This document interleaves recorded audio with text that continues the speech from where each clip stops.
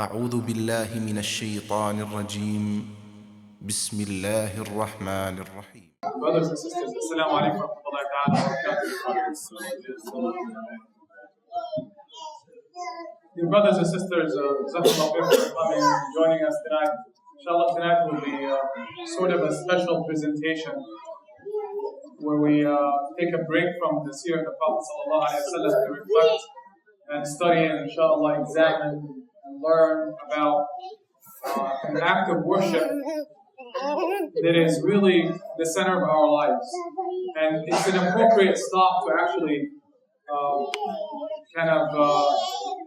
take that break, because we have actually ended with the journey of the Islamic Mi'raj, where we have indicated that the crowning of the journey, that the entire journey, subhanAllah, with all of the amazing things, the extraordinary things that the Prophet ﷺ has experienced, and it has delivered and achieved many things for the Prophet ﷺ, among which was the preparation of the Prophet ﷺ for the mission to come, the establishment of the state. The Prophet ﷺ, just as the prophets before him, had to visualize signs, great signs from Allah Azza wa Jal. But in this case, the Prophet ﷺ, within the span of minutes, was allowed to encounter not just that which lies above earth and into the heavens, but that which was above the heavens, in a realm that only Allah knows about, a realm that no angel has ever accessed.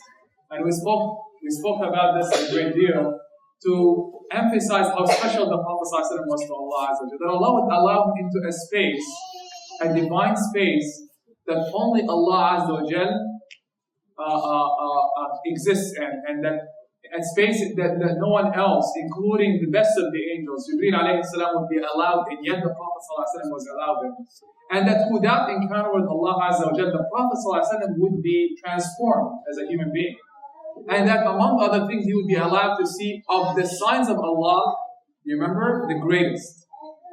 And we left hoping that all of us would take that home, take that thought home, right? The thought that, subhanAllah, what is it that the Prophet ﷺ had seen in that realm that only he saw, all creation? That perhaps this thought, dear brothers and sisters, could serve as a source of inspiration for us, for the life that comes after this life. That subhanAllah, we'll get to see the signs of Allah Azza wa Jalla. But not only just the great signs in the heavens, but the greatest of signs that only the Prophet ﷺ was able to see. That in that encounter with Allah Azza wa Jalla, we've also said that Allah Azza wa Jalla would not let the Prophet ﷺ leave the court of Allah Azza wa Jalla without what? A gift. Not a normal gift. And we've struck the analogy of just a human being, a generous human being. When you go to their home, when they let you out of their home without something, never. They would not accept it. Their souls would not accept that they would let someone into their space and out of their space without treating them generously and giving them something on their way out. But in this case, it's a gift coming from the Creator of the heavens and the earth. It's specially delivered. And think, brothers and sisters, of a basic example where you have something precious that you want to give to someone. You love a human being, and you have something very precious for them. I mean, you give gifts of different quality to different people. You probably get somebody that you don't care much for, like a $1 gift, right? Or something that you've gotten for free, and you think maybe they'll not know. I didn't pay a penny for this. Here you go. And you might give, pay a little bit more for somebody who's a little bit more worthy. But if somebody really means business and is serious, has people who are getting married, they're ready to spend everything, right? Just to impress the spouse and to impress the wife. And then they'll regret it later. But nonetheless, they're more than willing and happy to spend just to impress. Is that from experience? No. Alhamdulillah, Allah bless me with a good experience. So Khalid, you can try something else. She's here, you can say anything you want. May Allah bless my wife, inshallah, and all the wives and all the husbands, inshallah, all the families. So, going back to the gifts, if someone means a lot to you, dear brothers and sisters, you would buy them a very special gift. And the gifts usually not only would carry monetary value, perhaps if you care care about somebody, you would want him to benefit from that gift as well. So we'd put more thought into the gift, right? If I give you a book, I want you to benefit from the material in the book. So if I come one day and I find the book in the library collecting dust, what would happen? Like, this is have you read this? You know, I would ask, have you read this? And you will be like, you'll be disappointed. Very simple. You would hope that the person would benefit from the gift that you have given. SubhanAllah, dear brothers and sisters, the Prophet ﷺ was not visiting a human being. He was visiting Allah Azza wa Jalla. And Allah Himself brought him to him. Just as on earth, if you care about somebody and you have this precious gift to them, you'll probably even worry about delivering it via mail, right? You would be, if you were to deliver it by mail, you would probably send it FedEx and insure it and make sure that it gets delivered and it's not going to take time for fear that it gets lost. But if you even care more about it, what will you do? You'll invite this person to you. You would honor them in their visit and then present them with a gift, just to show them how much they mean to you. SubhanAllah, dear brothers and sisters, وَلِلَّهِ الْمَثَلُ الْأَعْلَى. And Allah has, is the most generous. Here He is bringing the Prophet ﷺ in that journey that we've described over 4 sessions, above the seventh heaven, into a space that no one has ever accessed, in which He would change His Prophet ﷺ through that encounter and ultimately leave him on his way out with a gift. And this is a gift from Allah Azza wa Jalla that He would not reveal through the Quran. He would not send this gift to him through other means, with Jibreel or any other creature. But He would bring the Prophet ﷺ to him above the 7th heaven to tell him, here is the gift, take it back. And that was the gift of the Salat, dear brothers and sisters. So you can just imagine right now what it means to Allah that He would bring His most beloved to the heavens and above to give him the gift and say, go back. And it was that gift, dear brothers and sisters, that Allah Azza wa Jalla would not only give to the Prophet ﷺ, but to all the believers, telling him, go back and take it to the ummah of the Prophet ﷺ, for I have enjoined the prayer on them. You see how precious it is to Allah Azza wa Jalla and where it was received? SubhanAllah, dear brothers and sisters, this heaven, or this gift came to us from the heavens, especially packaged in the hands of the Prophet ﷺ. How many of us, dear brothers and sisters, look at the Salah as a gift from Allah Azza wa Jalla? That our lives literally are meaningless. For this gift, dear brothers and sisters, means something to Allah, and He sent it to His creation, to His servants, telling them your lives are meaningless without this gift. It carries so many treasures within it. So many treasures, heavenly treasures, that if you miss out and you cut yourself from it, you've cut off yourself. And that if you have grasped the meaning of the Salah and understood what it's about and appreciated its value, you'll reap benefits and treasures beyond your imagination.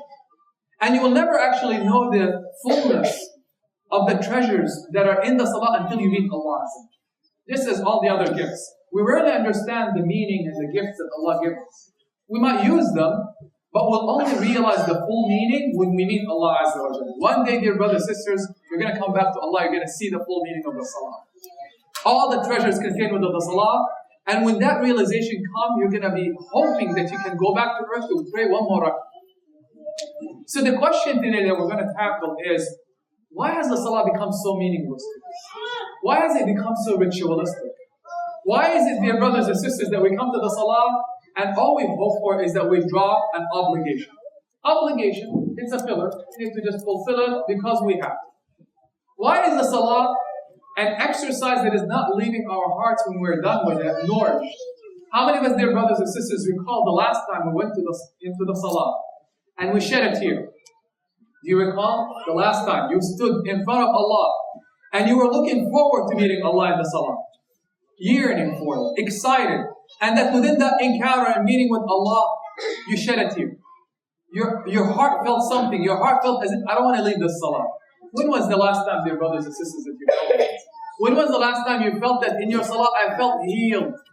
Oh, I felt healed. I cannot wait until I go back to the next Salah. Ya Allah, you're so generous. You have made me among those who pray. When was the last time, dear brothers and sisters? Or have we actually had a Salah like this? Or is the Salah just, as I said, a ritualistic, mechanical exercise? And we can't wait until we're done with it. We don't have a thought. We don't even know when we're making salah whether we make tashahhud while standing, whether we make fatiha while sitting. We have no clue about anything. We're just happy when we're done. And we elevate everything around us above this salah. Even though we say Allahu Akbar in it. What is the salah to you and me, dear brothers and sisters? Why is it that we have no khushu' and tranquility in the salah? Does it really matter to us? Is it sacred to us? Do we really look at it as a gift from the heavens? Do you understand the rewards and the gifts within the salah? Dear brothers and sisters, for the Prophet ﷺ, look at this. The salah was a healing. Was a source of bliss and pleasure. You know when something makes you so excited that you always look forward to it? Let's say you have a good friend that you love to spend time with. You count the hours until you're done, just so that you can go meet them and talk to them. Isn't it true? Those younger people who love athletics and games can't wait until they're done with school to play that soccer game or football. It's exciting. It's a source of happiness and joy. What is a source of happiness and joy in your life? Very simple question. If you were to think about it now for a second, you're going to identify a few things. There's no doubt. Maybe it's your children. Maybe for some weird people, the job, right? Weird. Right?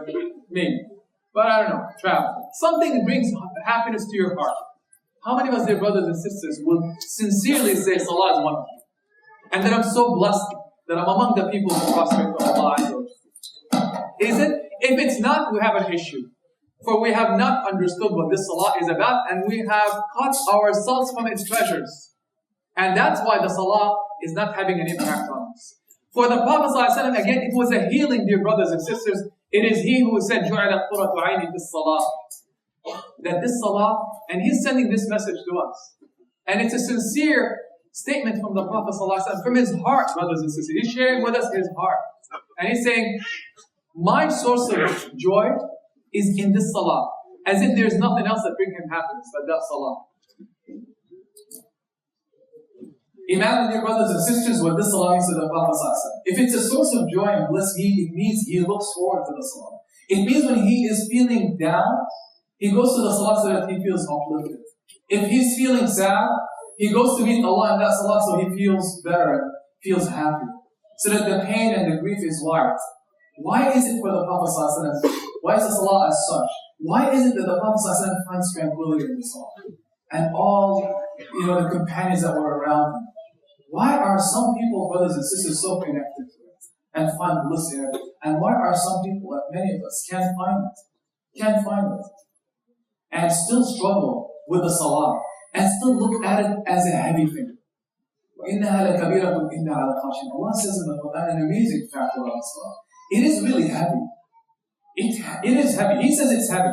Even though it's short, look at how much total time the Salah takes from us. We're ready to spend our time on thoughtless, meaningless, petty things. And we never think they're heavy. This thing is very short. How come it's heavy? He actually says it is heavy, except on those who are trembling. Means except those who are with Allah. Appreciate the Salah. Look forward to the Salah. Put their heart into the Salah. They're sincere when they go to it. Appreciate it. For them it will be very light. It's like the Quran. Allah says this Quran is a source of healing and a mercy for the believer. Who amongst us thinks that when I hold the Quran and I'm reading it, it can be a source of healing and powerful? That I will be leaving as a different human being after reading it. And Allah declares it also repulses those who are transgressors, who are rebellious. How can the same word appeal to someone and soften their hearts, and the same word can repel someone? It's Allah Azza wa Jalla who has made that word possess that quality. Similarly to the Salah. It's going to be heavy on some people who don't like it. And they're going to be dragging their feet to it. And feel like it's the heaviest thing that they've ever had to do. But for some, it's the lightest thing. Same quality, subhanAllah, brothers and sisters. So again, today we ask the question, how can we transform that Salah? Dear brothers and sisters, to start off, we need to appreciate what the Salah is about. We've talked about where it came from. Well, what are the meanings of the Salah? Why is it significant? What does it do to us? When you start thinking of the gifts contained in the Salah, the meaning of the Salah, when you think about how precious it is to Allah Azza wa Jalla and the gifts that you're going to read, perhaps you'll start thinking more seriously about the Salah. Ultimately, dear brothers and sisters, within the word of Salah, you'll find the meaning. the essence of this worship, act of worship. It's a sila. It's your connection to Allah Azza wa Jalla. As if Allah is telling you, if you don't do salah, you're not connected at all. You've broken down the essential, fundamental connection, the rope that you have between you. You're cut off. And if we're not conscious of what we do in the salah, we're also disconnected from Allah Azza wa Jalla. And if it really is so full of treasures, dear brothers and sisters, and if it means so much to us since it's a connection to Allah, then are we willing to make an effort to make it a better act of worship for us? Are we willing to invest in this salah or not? Think back to yourself, brothers and sisters. Even if you've been struggling with the salah, have you noticed any change in your salah? Have you noticed even an attitude within you that says, I really don't care? Or have you found yourself thinking, you know what, I am unhappy with how I do the salah. Ya Allah, help me make it better. If you catch yourself asking those questions, alhamdulillah, say alhamdulillah. Allah is happy with you. He wants to make you better. If you find yourself never asking or never questioning how you do the salah, you're in trouble. It means it is a ritual for you. And you don't care much for it. Again, it's a ritual. I want to drop the obligation. That's where you're not going to reap the fruits. What are those benefits of the salah, dear brothers and sisters? First of all, appreciate. Since Allah Azza wa Jalla revealed it, or gave it as a gift to the Prophet subhanAllah, in the seventh heaven, above the seventh heaven, it should be the most precious to you in your life. What does that mean? It means that of all things that you have in your life, what would you consider the most important? What are those things that you're not willing to give up? You think, if this thing I leave it, I've lost my life. Can you imagine, dear brothers and sisters, salah should be number one. Number one. The most essential, sacred thing in your life should be that salah. If your heart doesn't think like that, you're still not appreciating the salah.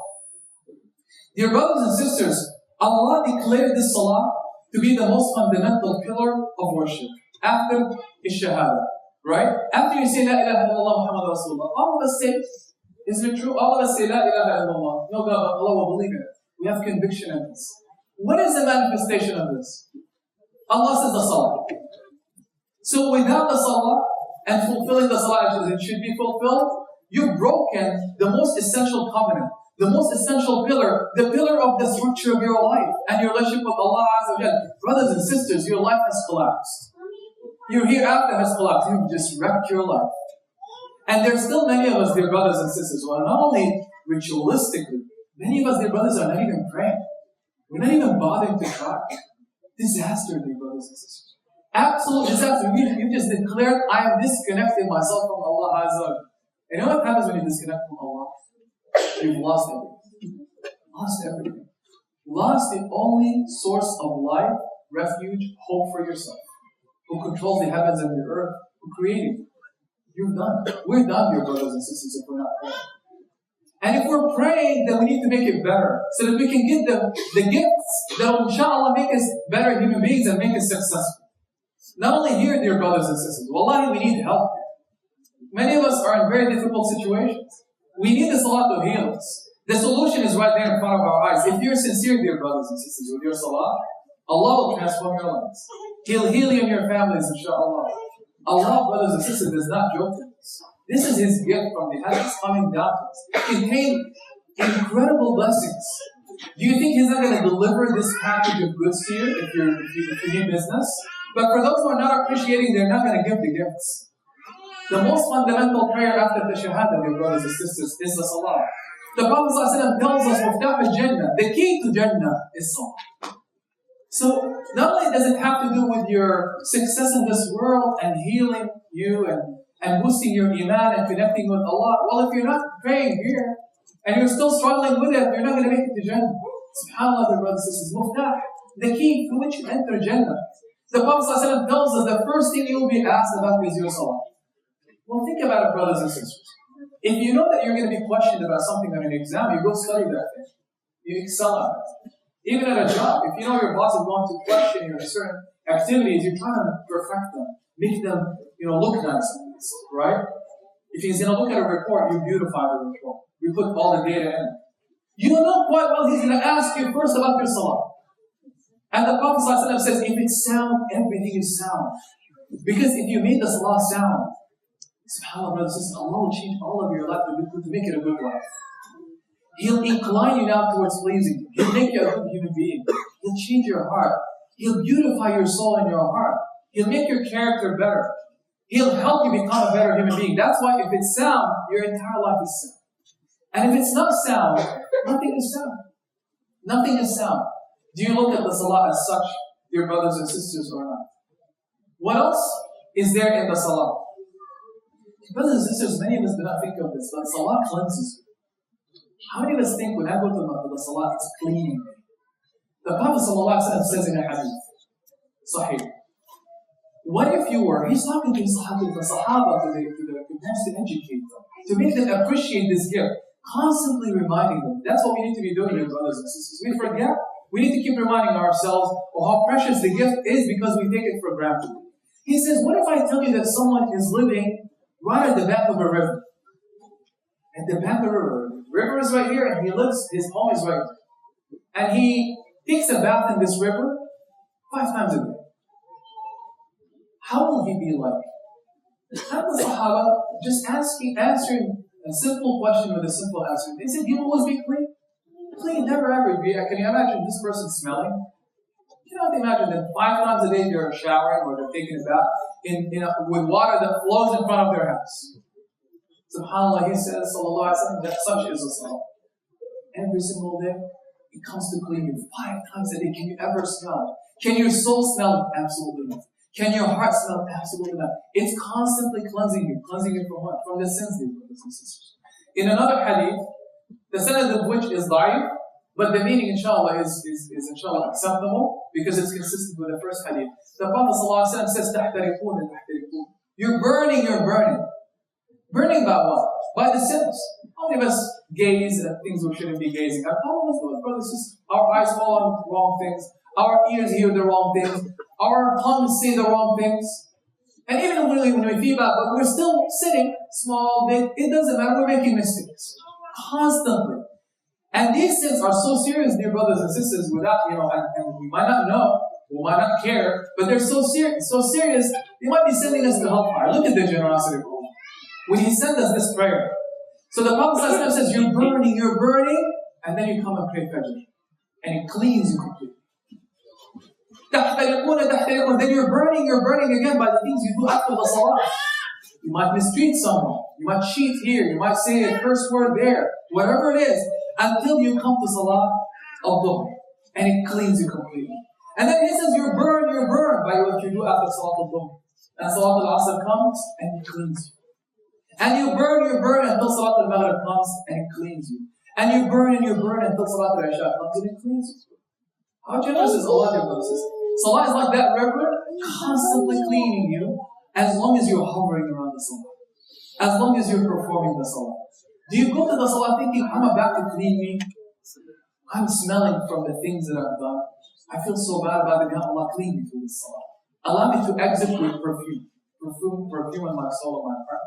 How many of us, brothers and sisters, think of this gift from Allah Azza wa Jalla? And what happens if you're purified? You're going to go to sleep pure, inshallah. Pure. And if you die in your sleep, you've died in a state of purity. And if you die between the salah, subhanallah, inshallah, the last salah cleansed you. If your heart is into it. So if you're pure, and Allah is constantly purifying you, why is He doing this? To protect you from what? Hellfire. And if you're pure and you're forgiven by Allah, where do you go? Jannah. See, brothers and sisters, how much Allah cares about us? He created you to put you in Jannah. And even when we're resisting, out of His mercy, He gives us things that keep cleaning us. Even when we don't appreciate them, They keep cleaning us. With so little, Allah cleans us. Imagine now, if we want to be clean, what will He do? If on top of this we appreciate that Allah wants to forgive us, and we really want Him to forgive us. Imagine now if we pray sincerely. Imagine now if we shed a tear in the salah. Imagine now if we offer extra prayers. We're going to go beyond 5 daily prayers and don't ask you for any more. I'm tired. When you go extra and you say, Ya Allah, I love you so much, you deserve it. I want this relationship with you. I want you to clean me. I want to ascend higher and higher with my soul, for the salah is the most sacred. I will abandon everything but the salah. Now, when you go through that step, what happens? Allah now starts pulling you closer and closer to Him. You become among those who are most beloved to Allah. As Allah says in the hadith, until I become the hearing with which He hears. Allah starts guiding your emotions in life, guiding your thoughts, enlightening your heart. Everything you hear is guided by Allah. And He says, I become the eyes with which He sees. When I love this human being because he's making so much extra voluntary deeds, including the salah, I become the vision with which he or she sees. You will naturally be disinclined from seeing things that displease Allah. Allah will make you love seeing things that He loves you to see, or that makes Him happy. And you will say the things that make Him happy. And you will walk towards things that make Him happy.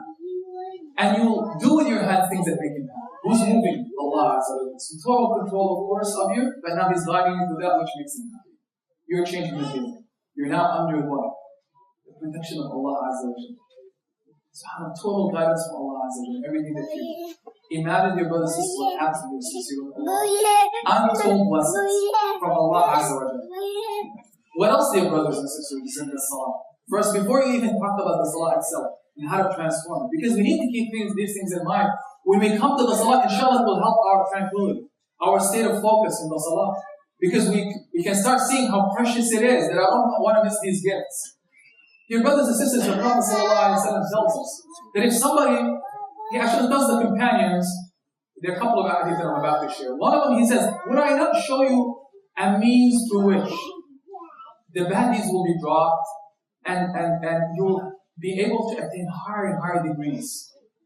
Imagine, one thing you do, it will drop or eliminate the bad deeds for you, wipe them off, every time you do this thing, and it keeps elevating you in degrees and levels. So it's not about just hasanat, dear brothers and sisters. It actually elevates you with Allah Azza wa Jalla. I said, what? Oh, tell us, they're so anxious to know. Why are they so anxious? Because they are aiming at Jannah.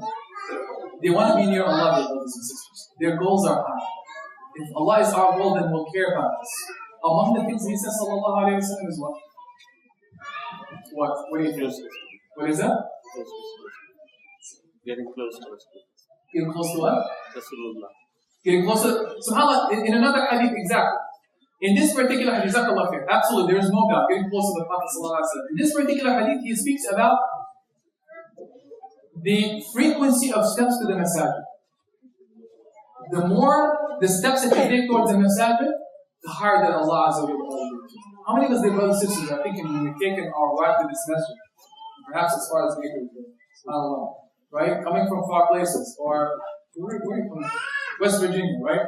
SubhanAllah. That every single, SubhanAllah, even if you're driving in a car, that you can literally take that journey and think of it as you take walking to the masjid with steps. The Prophet ﷺ says that's a means to which Allah elevates you and wipes off the bad deeds. And He also says in the hadith, and إسباغ الوضوء في المكاره وعلى المكاره, that you perfect your wudu. There are two interpretations: upon the limbs that you perform the wudu on, or when the water is cold. You know, in the winter, like it's so cold, you know that it's unpleasant to put the water on your skin, right? And you think it's difficult, but you still nonetheless perform the wudu and try to perfect it. That's so beloved to Allah Azza wa Jalla. Because you care about meeting Allah, that you don't care how cold the water is, you're still willing to go do it right. And then He says, sallallahu alayhi wa sallam, when you sit in the masjid and you're waiting for the next salah.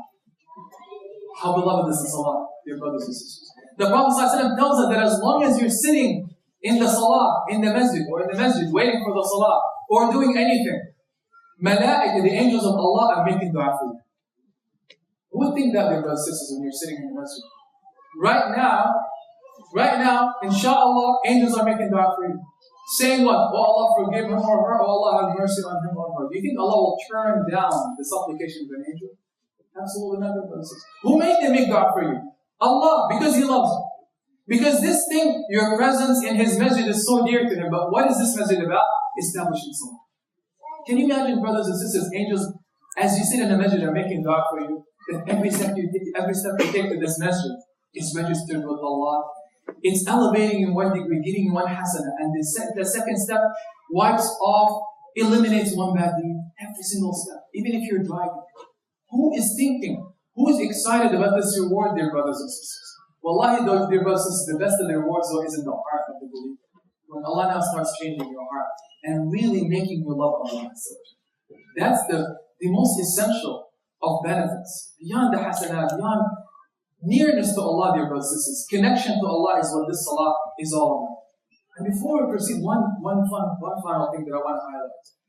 For you to appreciate how this short salah, what it contains in terms of the blessings. So that inshallah next time you go to it, you're excited. You're looking forward to it. You can't wait. The Prophet ﷺ, as we said last time, in the journey of Isra and Mi'raj, that he went to the heavens. Allah allowed him to see things that no one can see within the span of a few minutes. You know, nobody can see within the span of centuries, let alone a few minutes. Right? He saw the universe and beyond and the heavens. Impossible. Within minutes he saw. But among the things that he'd seen is what? Angels worshipping Allah. You remember this? He saw angels that were making ruku to Allah without ever changing that position. Do you recall? Constantly. They were created in a position of ruku and they keep glorifying Allah Azza wa Jalla until the day of judgment. He saw angels making sujood to Allah, glorifying Allah in a state of sujood without ever changing position. From the time they were created until the day of judgment. You can keep looking at them, they'll never change position. And I'm talking about one or two angels. Endless in number, infinite numbers. Making ruku', infinite number making sujood. And he saw angels standing up, glorifying Allah without ever changing position. Sitting.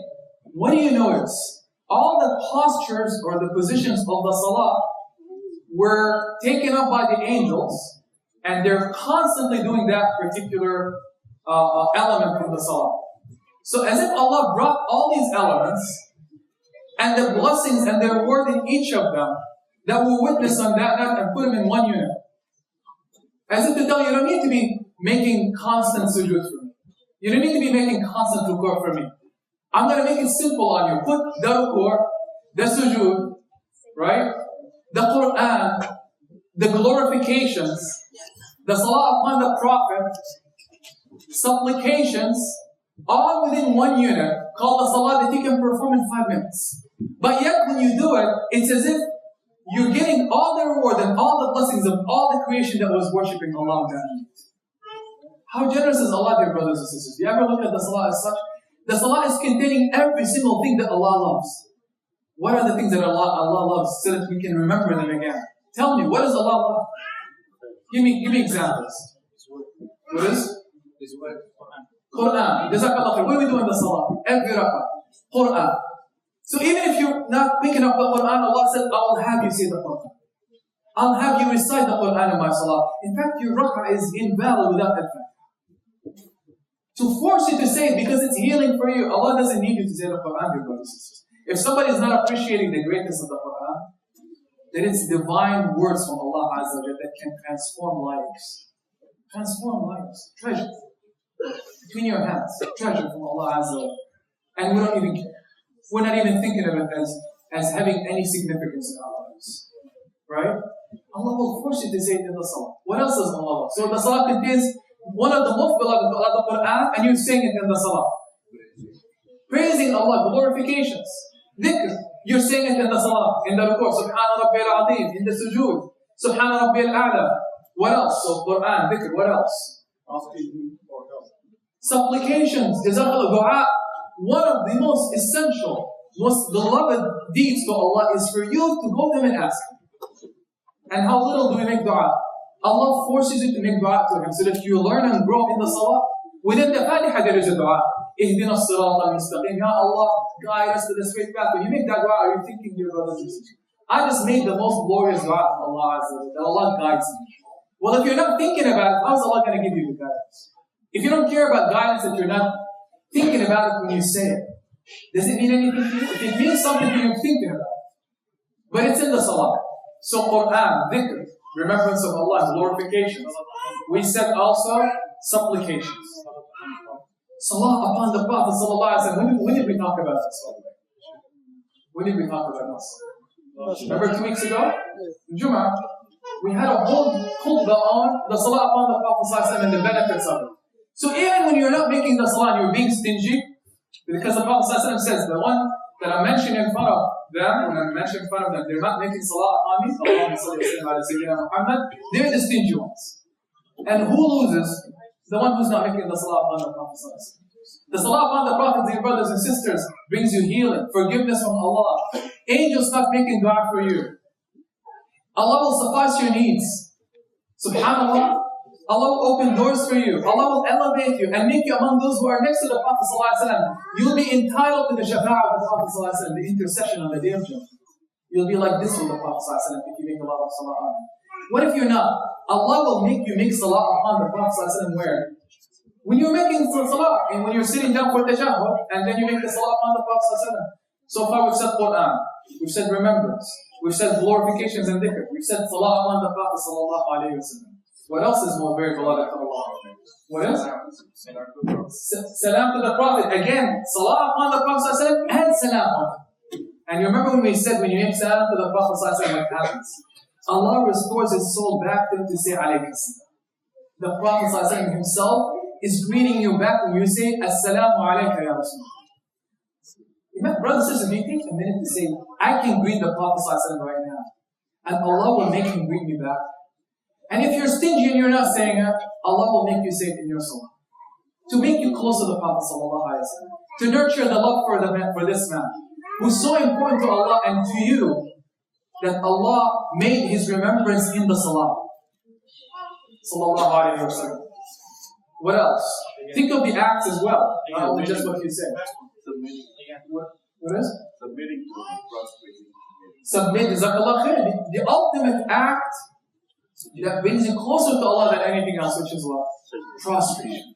SubhanAllah. It's most beloved to Allah. Allah put it in the salah. How many people are deprived of making sajda to Allah Azza wa Jalla? You cannot make sajda to Allah. Muslims and some non-Muslims. And then no, Allah knows. Maybe there are some who are non-Muslim who are making prostrations right now. But nonetheless, many are deprived of it. You make it in each rak'ah, dear brothers and sisters. SubhanAllah. SubhanAllah, how generous is Allah. You finish the rak'ah, you go down, you make 2 sujoods. And before the sujood, you make what? Ruku'. Another act that is beloved to Allah Azza wa Jalla. Ruku' is beloved. Sujood is beloved. Sitting down in his court when you make salah upon the Prophet sallallahu alaihi wasallam, beloved. Now to conclude, there are other things as well. What do you do at the end? The qiyam, of course. Qiyam. Yeah, when you're standing up clearly and you're reciting, that's a beloved act to Allah Azza wa Jalla. But let's move forward to the end of the salah. What do you do? How do you conclude?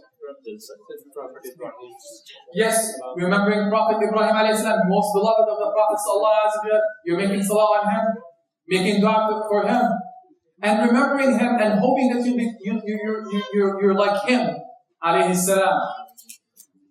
So moving to the end, the last piece, how do you exit the salah? Salam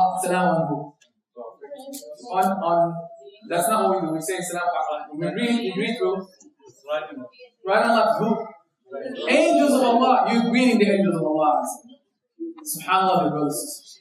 You greeted the Prophet ﷺ, you greeted Allah, you glorified Allah, you read the Quran, you stood, you prostrated, you made the ruku', and you greeted His angels who are making now when you greet them, they make dua for you. Right? All of this within the 5 minutes? How many of us now when you've gone through that salah, you're thinking of these things? And you're thinking, I'm blessed that Allah made me do all of this.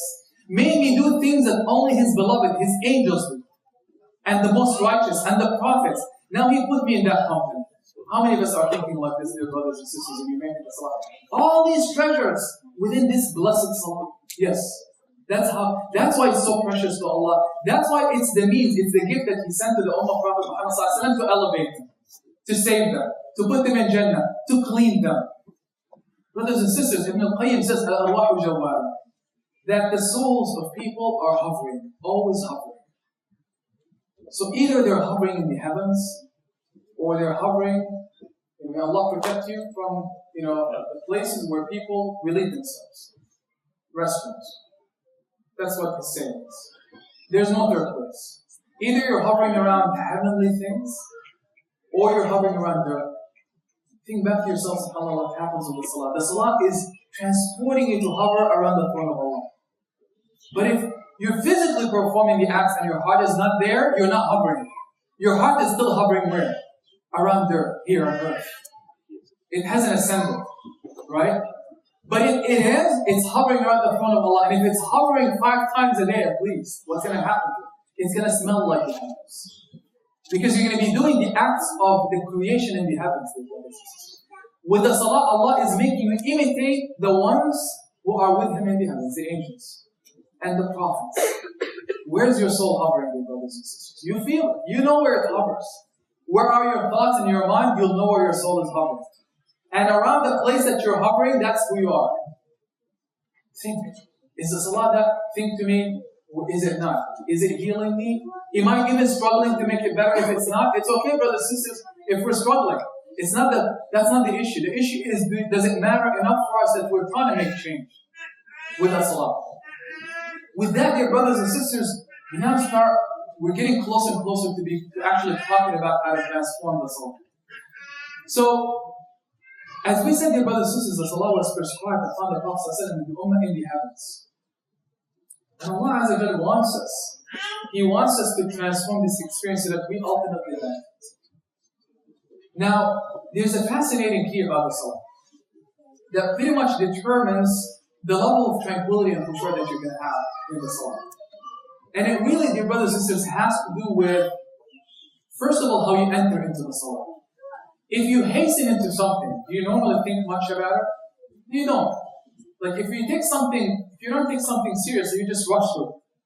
But if you rush through something, your mind is not going to be there. So Allah, to help us out, because He knows we're hasty, and we're not appreciating His gifts. You know when somebody is running hard, running fast, and they're not supposed to, what do? You try to tell them, slow down. And if they're not slowing down, you try to reach to them like your kid, and just slow them down, force them to slow down, so that they don't fall. Similarly with the salah. So Allah's going to tell you, slow down before you enter into the salah, so that you can put your heart into it and get the benefits. I want you to benefit from it. I don't want you to lose. So He slows us down. So instead of you getting out of your activity, television, watching Super Bowl, right? Just like the Super Bowl, right? Now there's a salah, right? Which one is more important? Salah, Super Bowl, right? So notice what Allah will do with us.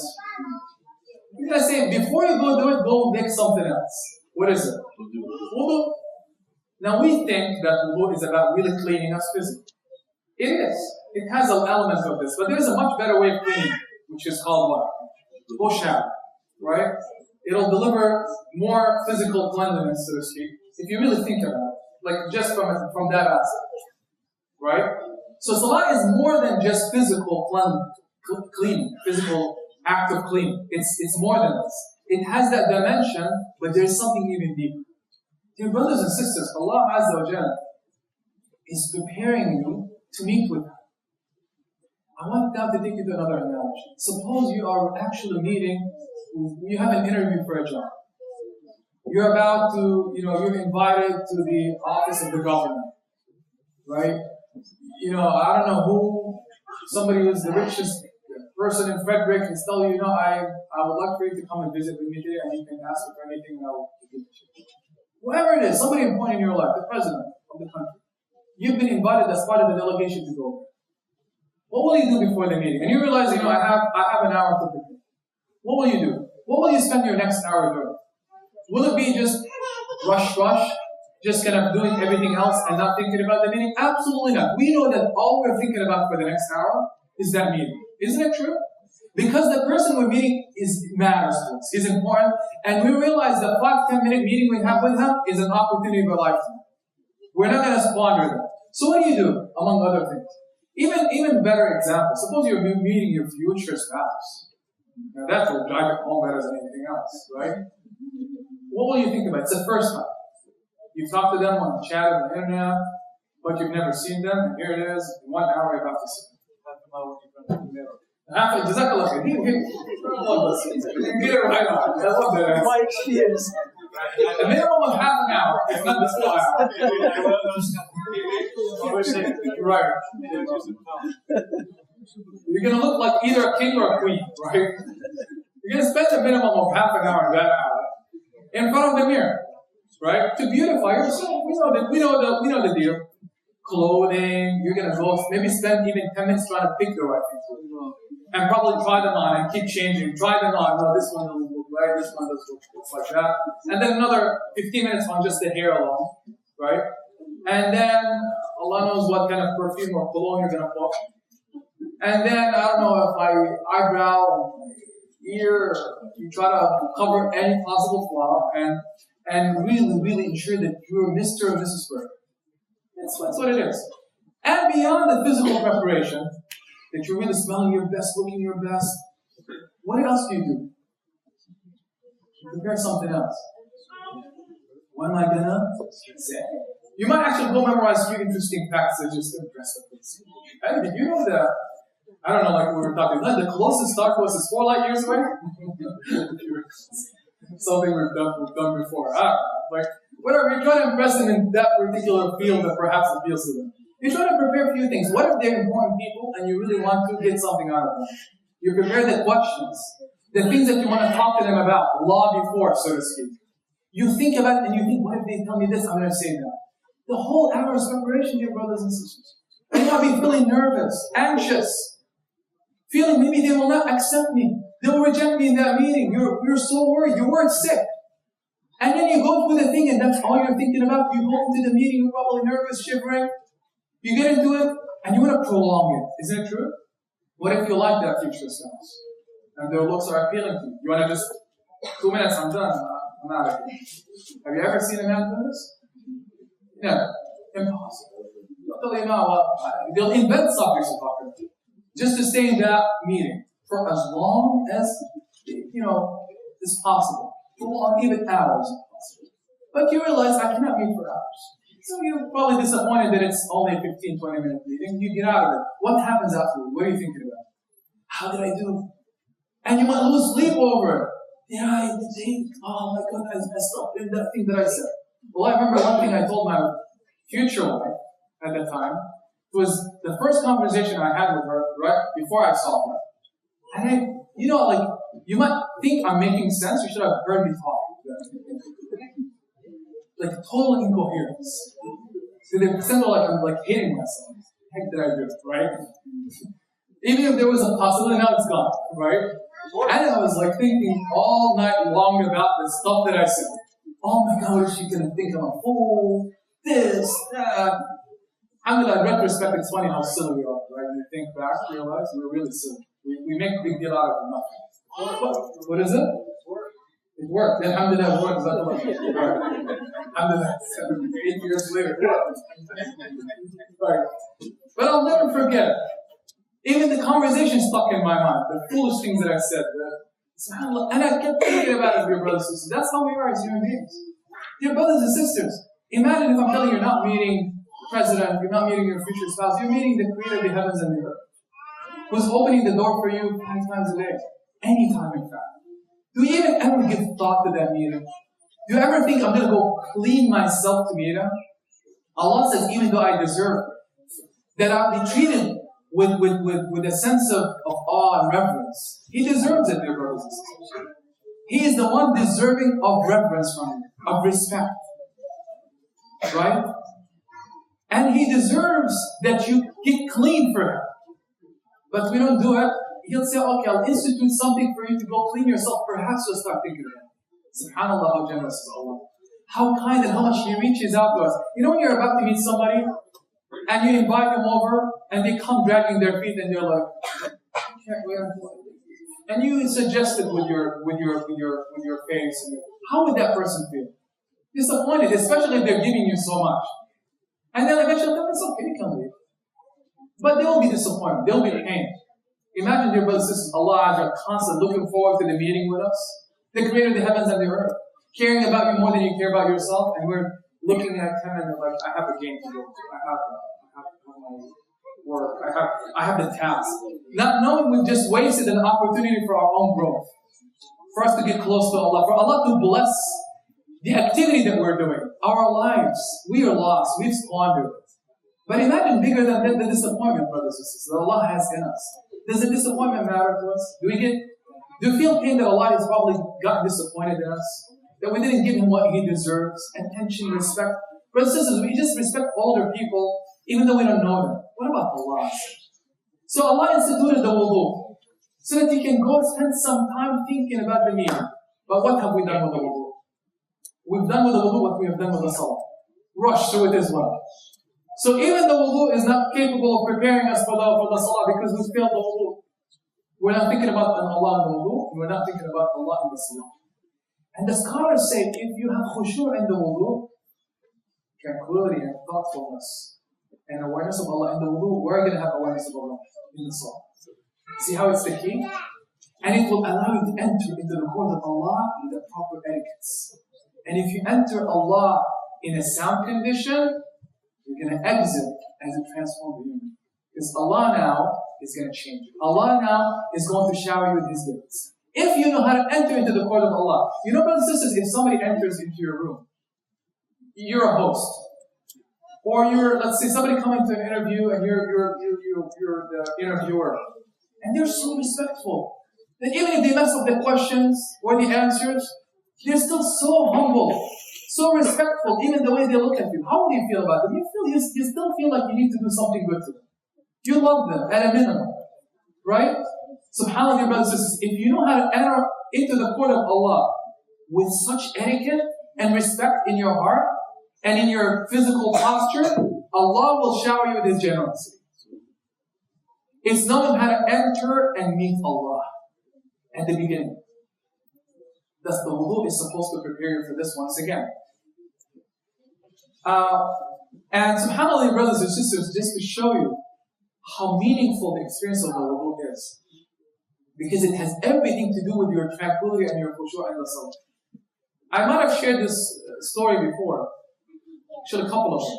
Zayn al-Abidin, Ali ibn al-Husayn. When he used to go make wudu, it is narrated, dear brothers and sisters, that his face used to turn yellow. Can you imagine? He used to ask them, Zayn al-Abidin, why is your face yellow? He says to them, he says, don't you know who I'm about to meet? I'm about to meet Allah Azza wa Jalla, the Exalted. He's going to look at me now. I'm going to talk to him. It's trembling, dear brothers and sisters, that he spends, it's narrated sometimes hours making the wudu, like to spend tons of time just making the wudu. And he's so worried and anxious. And his face turns yellow. Ash-Shafi'i, dear brothers and sisters, when he passed away, one of his teachers, unfortunately we don't hear of women teachers and scholars, right? We only hear of men scholars. You know, we've committed a major injustice in our history books and our coverage of Islamic history, that we don't give proper attention to Islamic women Muslim scholars. Do you know that many of our scholars were trained by women? Who would know this? Many of us wouldn't even know this. All we hear about is their men teachers, not their women teachers. Shafi'i was known for what? Well, first of all, he's one of the main schools of thought, right? But beyond this, his incredible mind, his righteousness, is one of the greats of Islamic history. Who would think that one of his main teachers is a woman? Would you know her name? Who would guess her name? Who would know? Nafisa, who said? Allah bless you. Allah. I always ask this question. Allah bless you. That's good. That gives us hope, inshallah. Sayyida Nafisa. Her name is Nafisa. Brothers and sisters, they were so highly respected, these women scholars. Men would come to them to learn, just as they've done with Aisha. Men used to go learn from her. And there were many women scholars throughout history that great men have learned from. Unfortunately, their names are not known. They are in the books, but we don't pay attention. So they went to her. Look at their respect. They went to her to inform her of the death of her student, a shepherd. So they informed her of her death. And what does she say? SubhanAllah, when she is now, you know, when somebody is mentioned to you and they matter to you, you try to remember them with good things. And you make dua for them. So she made dua for her. And in the dua, dear brothers and sisters, she says, Rahimallah Muhammad ibn Idris. May Allah have mercy on Muhammad. His name is Muhammad, son of Idris. May Allah have mercy on him. And then she wanted to remind the crowd about one thing that he has done that is so good. Of the many things. The best thing perhaps. What would you say if you were there talking about the Shafi'i? May Allah have mercy on the Shafi'i. He was complete. What would you say? What do you say? Give me one. Oh, he's serving with Allah. What else? Usul. Jazakallah khair. The first person who wrote the Usul. Right? The cardinal rules of fiqh.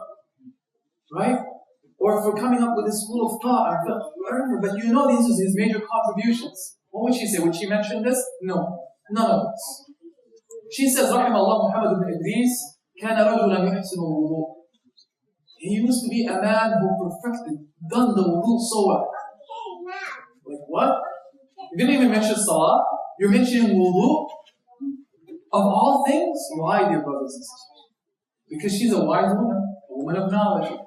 And she's connected to Allah. She knows that if somebody perfected their wudu, is somebody who knew how to enter into the court of Allah. And if somebody knew how to enter into the court of Allah with the right reference, and etiquette, and preparation, there's people who are connected to Allah. Everything is good in their lives. Can you believe that it's around the world? This purification? Because it's an act that allows you to prepare yourself in your mind and your heart to meet the one, the creator of the heavens and the earth. It's similar, better, clearly. Just remember back to the example of you preparing to meet that person that you love. How much you clean yourself and you prepare your thoughts. The wudu is serving as that, or should be serving as that. But when we have lost the wudu and we went to it rushing, and subhanAllah, there was not only are we rushing and not thinking about anything we do in the wudu, how we wash, our faces, what we do when we put water in our mouths, or the washing of the hand and feet. We're just racing through it. We're not thinking about Allah. We're thinking about how to finish it quickly so that we can go finish the salah quickly. We've just squandered the wudu. And if you squander the wudu, you've squandered what? The salah. It's very simple. There's no ifs or ands about it. That's what Allah Azza wa Jalla has instituted to allow you to enter into the court of Allah with the proper preparation so that you're ready. Your mind is ready, your heart is ready, your soul is ready for Allah Azza wa Jalla. That's the wudu, dear brothers and sisters. And that's what it should be doing for all of us. Before I begin talking about the wudu, I wanted to also think of another example. Perhaps it comes to your mind when you go make wudu. Do you recall the meeting that Musa alayhi salam had with Allah Azza wa Jalla in the valley of Tur? It's in Surah Taha, right? So Allah, remember when he was taking his journey back from Median to Egypt, and he lost his way with his family, and then he says, well, I'm seeing a fire right there. Let me go find out what that source of fire is. You remember? Then he goes to the valley, and there's that fire coming from the tree, and he suddenly, who does he hear? The voice of who? Allah. How does Allah talk to him? Ya Musa, O Musa, inni ana rabbuk, I am your Lord. Imagine suddenly it starts hearing the voice of the Lord. I mean, only Allah knows how he sounds, right? And Musa knows, he heard the voice of Allah.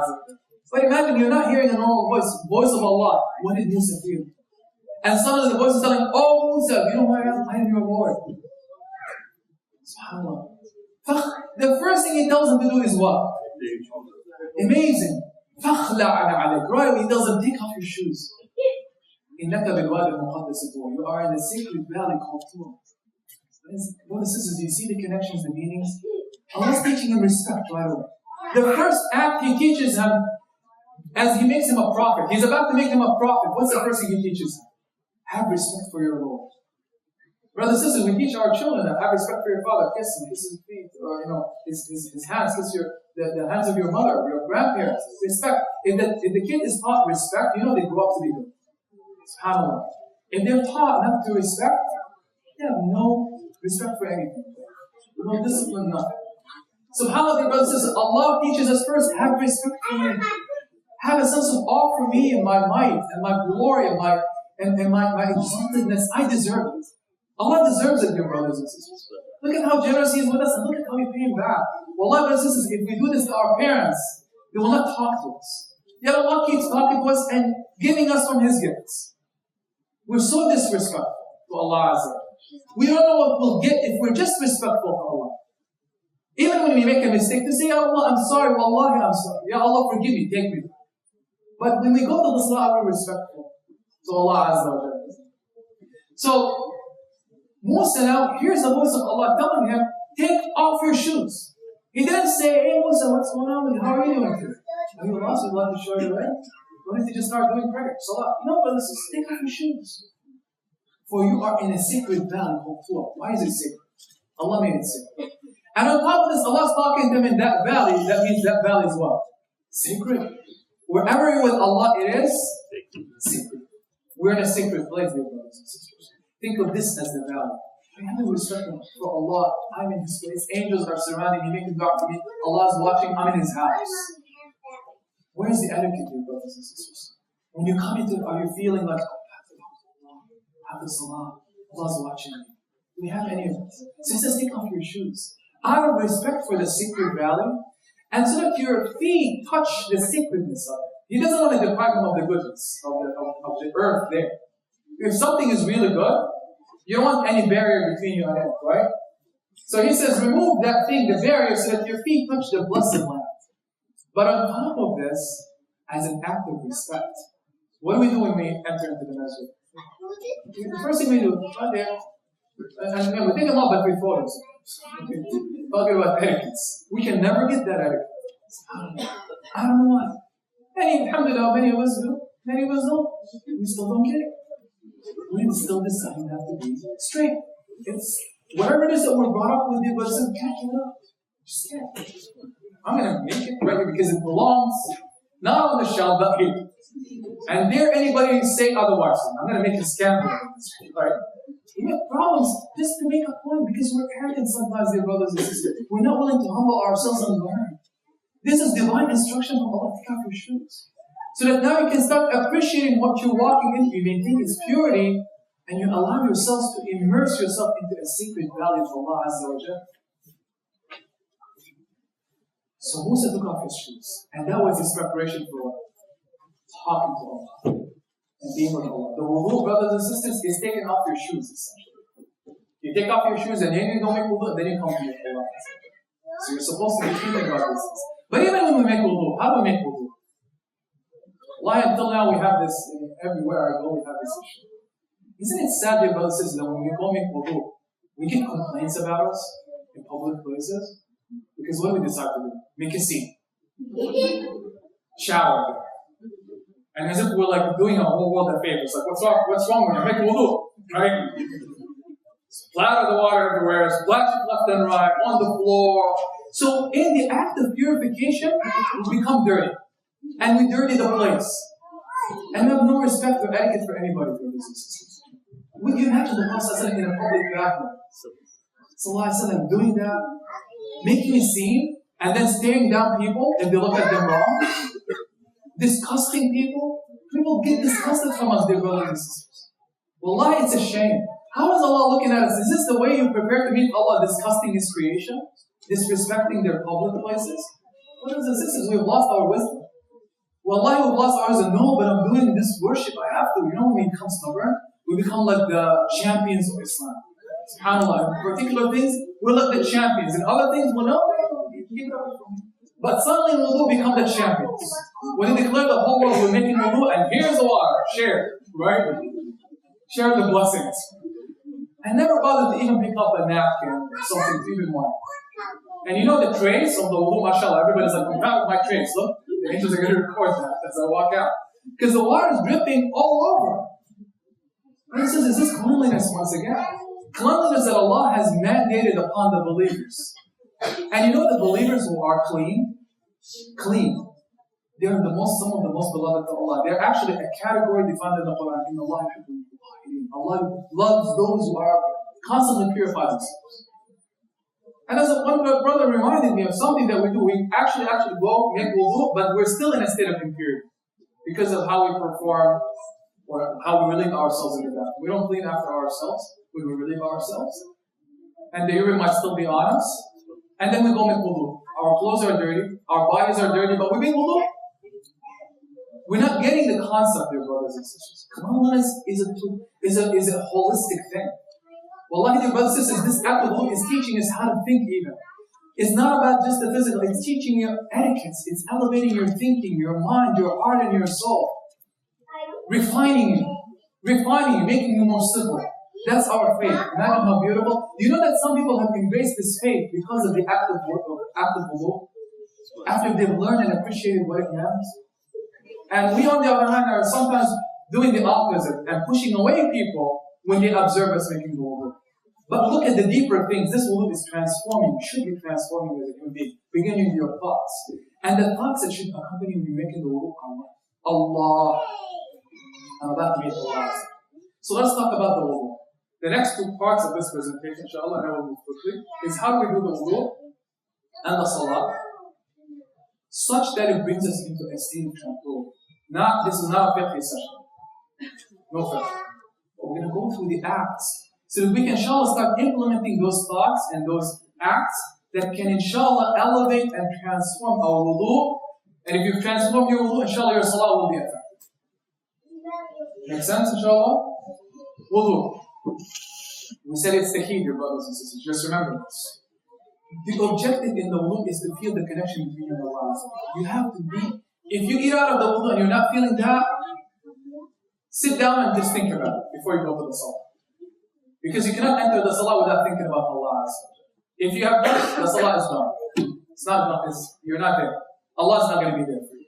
You've just performed a bunch of rituals. Exercise, physical exercise that is meaningless. First thing in wudu, dear brothers and sisters, is what? Right here. Allah also teaches us niyyah, intention. What's the purpose of intention?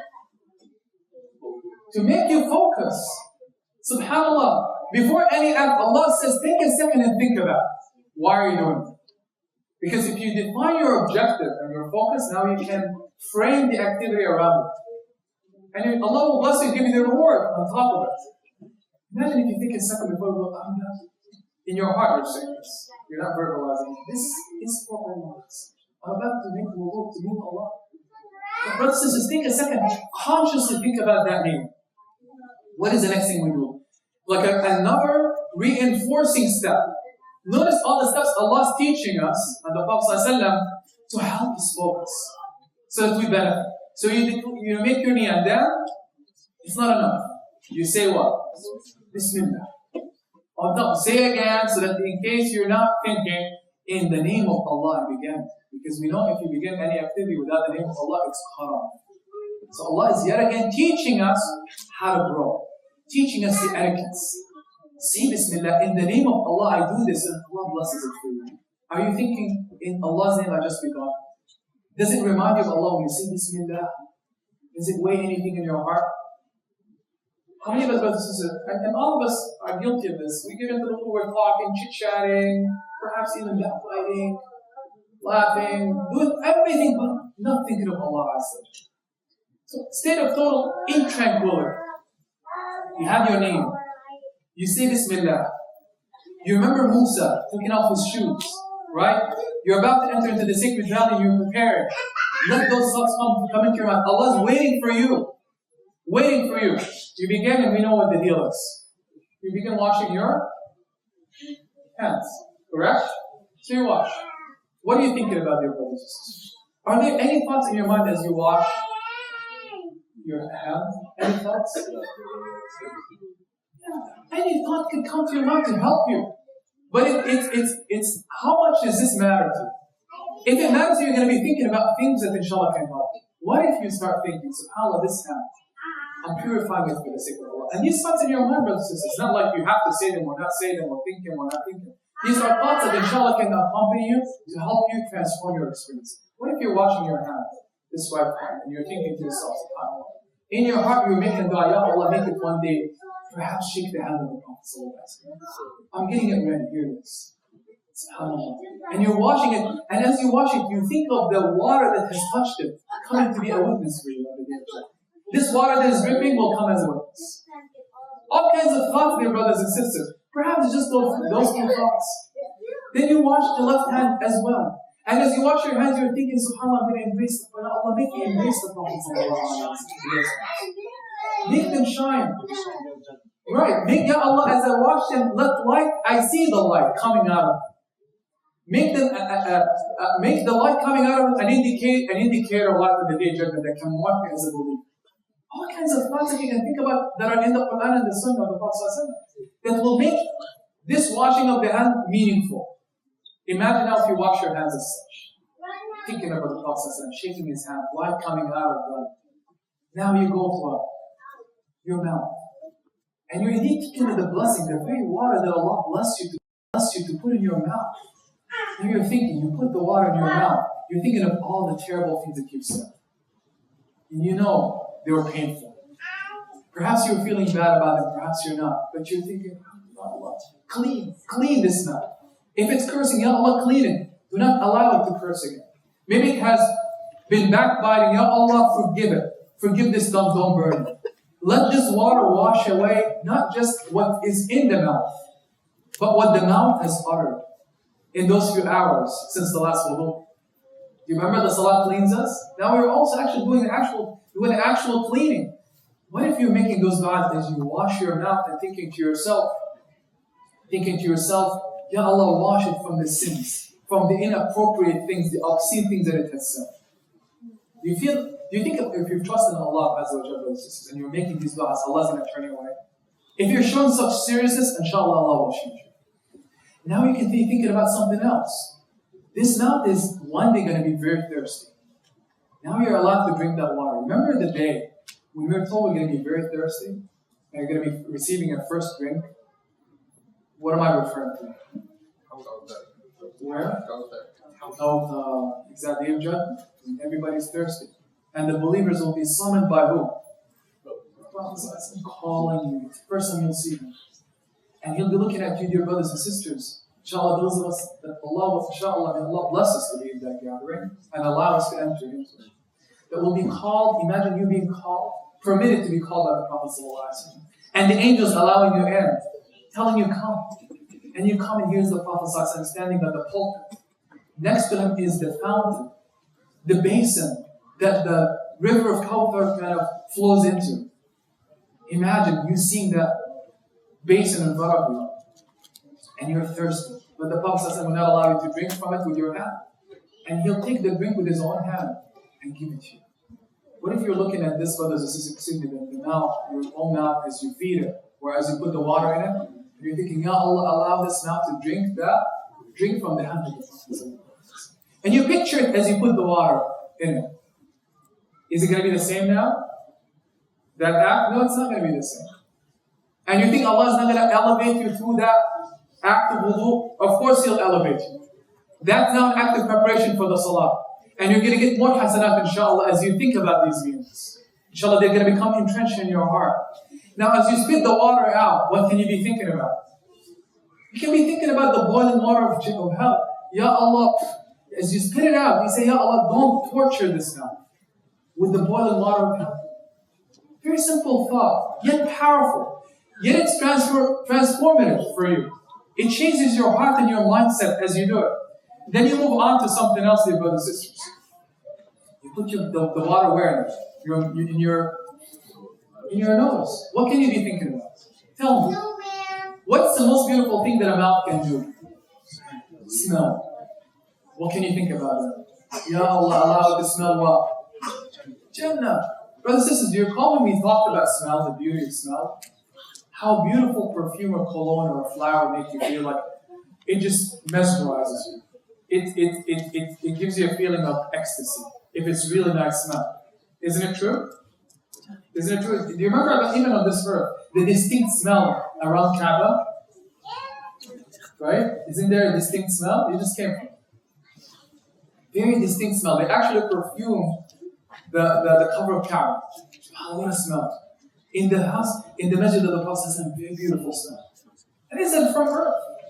What when you smell Jannah, dear brothers and sisters? What when you put that water in your nose to clean you? You're thinking, Ya Allah, make it smell like the smell of Jannah, the smell of the Prophet sallallahu alaihi wasallam, the smell of the believers and the angels. They can have a smell, dear brothers and sisters. Imagine their smell, how beautiful it's going to be, and this nose is going to be allowed to smell it if it really wants it. And as you take the water out, Ya Allah, don't make it smell what? The fumes of hellfire. Because those fumes, dear brothers and sisters, the odor of them is so foul that in itself is torture. Just the smell of hellfire is torture. You know, have you ever smelled like burning wood? or anything that burns, how does it smell? Very powerful, strong. What about awful smell? That's burning, but there's even more awful smell, like a smell of skunk. What is it called? What is that animal? Skunk. Yeah. Have you ever smelled, by the way? Skunk, yeah. Have you ever smelled it? Have you? For miles, isn't it? Not fun. And it can stretch for miles. Imagine if you add burning smell with the smell of a skunk, with all the awful things, put them in one thing. You can't even live. You cannot even live. What about now the smell of hellfire? When you do it, think, Ya Allah, protect this nose from smelling that awful smell. Then you go wash your face. What can you be thinking about? Ya Allah, as you put the water, Ya Allah, whiten this face on that day. I'm here purifying it for you to meet. Ya Allah, brighten it with light on that day. Make it beam with light. Make it beam with seeing who? Your Prophet Sallallahu Alaihi Wasallam. And you. Ya Allah, don't deprive these eyes, as you say, as you wash your face. Ya Allah, don't deprive these eyes. And this face will be brightened and whitened by looking at you. Don't deprive it, don't blind it. Imagine again, brothers and sisters, if you wash your face as such. Then indeed on the day of judgment, the face on faces will be beaming with light, as Allah says. Beaming with light. Imagine, brothers and sisters, this is not metaphoric or figurative. This is real. Faces will be, brothers and sisters, beaming light. Light coming out of it. Proportional to how close they were to Allah Azza wa Jalla. Real light. SubhanAllah, what a scene it will be. Imagine if your face is beaming light. You desire it. You want it. It means something. And when you're making that act of wudu, you think, Ya Allah, make my face beam with light. Allah will not disappoint you, brothers and sisters. If the wudu means that much to you, Insha'Allah, it will deliver its fruits. Then you move on. And you wash your right arm. Similarly, and left arm. What can you also be thinking about in terms of the arm that they have? Receiving what? There's something it will receive. Either here or here.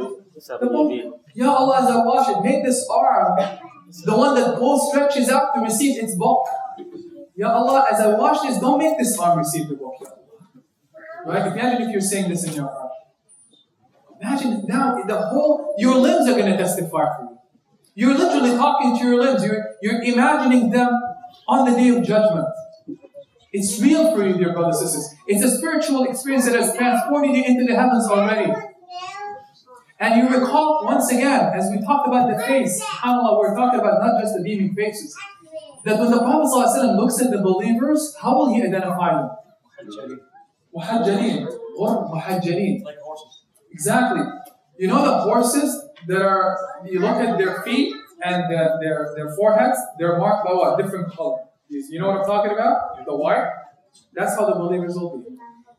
From the marks of the wudu, their faces will be beaming with light, and their feet, from the effect of washing them, will be beaming with light. Who will know them?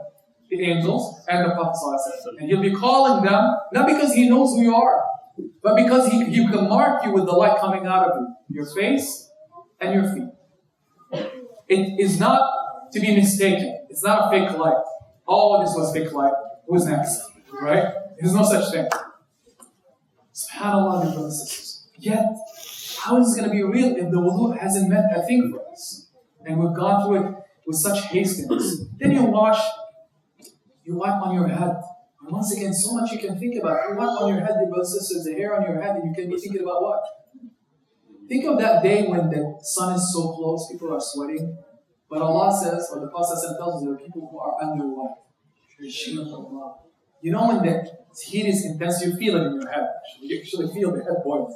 SubhanAllah, right? Imagine now you're thinking, Ya Allah, cover this head with your shade. Make it under your shade. Such that it's not under that intense heat. Simple thought. You can have other thoughts as well. Insha'Allah. Perhaps you can be thinking, Ya Allah, make it prostrate to you on that day. Just as you allow it to prostrate here. Because some heads will be allowed to prostrate to Allah and some will not be allowed to prostrate to Allah. Allah will not. He'll say prostrate, but some people will not be able to bend their knees. And then you wipe on your ears. And what can you be thinking about again? Remember we thought smell, seeing, sound. Ya Allah, as you wash them and wipe on the Allah, make them hear what? Make them hear the Prophet ﷺ reading. Make them hear your voice. Make them hear what? The call of the angels enter into Jannah. طِبْتُمْ فَادْخُلُوهَا خَالِدِينَ. May you be purified, enter into Jannah, eternal. Brothers and sisters, some ears will be hearing that call. From Allah Azza wa Jalla, don't worry. On that day He'll say, don't worry, no grief shall afflict you. Enter into my Jannah. What about when you hear that voice and you're talking to yourself about it as you wash and as you wipe on your ears? And as you wipe, you say, oh Allah, don't make it hear the sound of enter into my hellfire. Right? Because some will hear that. It's real. A real sound, a real voice of a caller telling them enter into hellfire. And the other ugly sounds that they'll hear, the screams of people perhaps. As opposed to what the people of Jannah will be hearing. Sounds of the angels greeting them. Sound of the Prophet ﷺ. Sound of Allah Azza wa Jalla. As he greets him, telling him, Salamun alaykum, Salamun alaykum, peace be upon you, peace be upon you. Imagine you hear that from Allah, the voice of Allah Azza wa Jalla. This ear can hear it. But you can be asking Allah for this, dear brothers and sisters. Then you wash. Again, it's not a fiqh session. You can wipe on your neck, and you can be thinking, as you wipe on your neck, what? Ya Allah, save it from what? From hellfire. Very simple thought. Then you wash your feet. And what can you also again think about? You wash your right foot, and you can be thinking of this foot doing what on the day of judgment? It has to be walking on what? What's the most critical? On the what? Salat. These two people will be walking on the salat, dear brothers and sisters. And if they take if they misstep here or there, hellfire is underneath. And Allah will make some feet firm. And some travel as fast as lightning. And guess what? It's utter darkness. So for the believers, they'll have light guiding them coming out of them. And the light is again proportional to how close you are to Allah. Some people have light as tall as a tree, as tall as a mountain, and some as tall as a tree. And some people have light coming out of them as tall as their shadow. And some people will have light coming out of their hands flickering.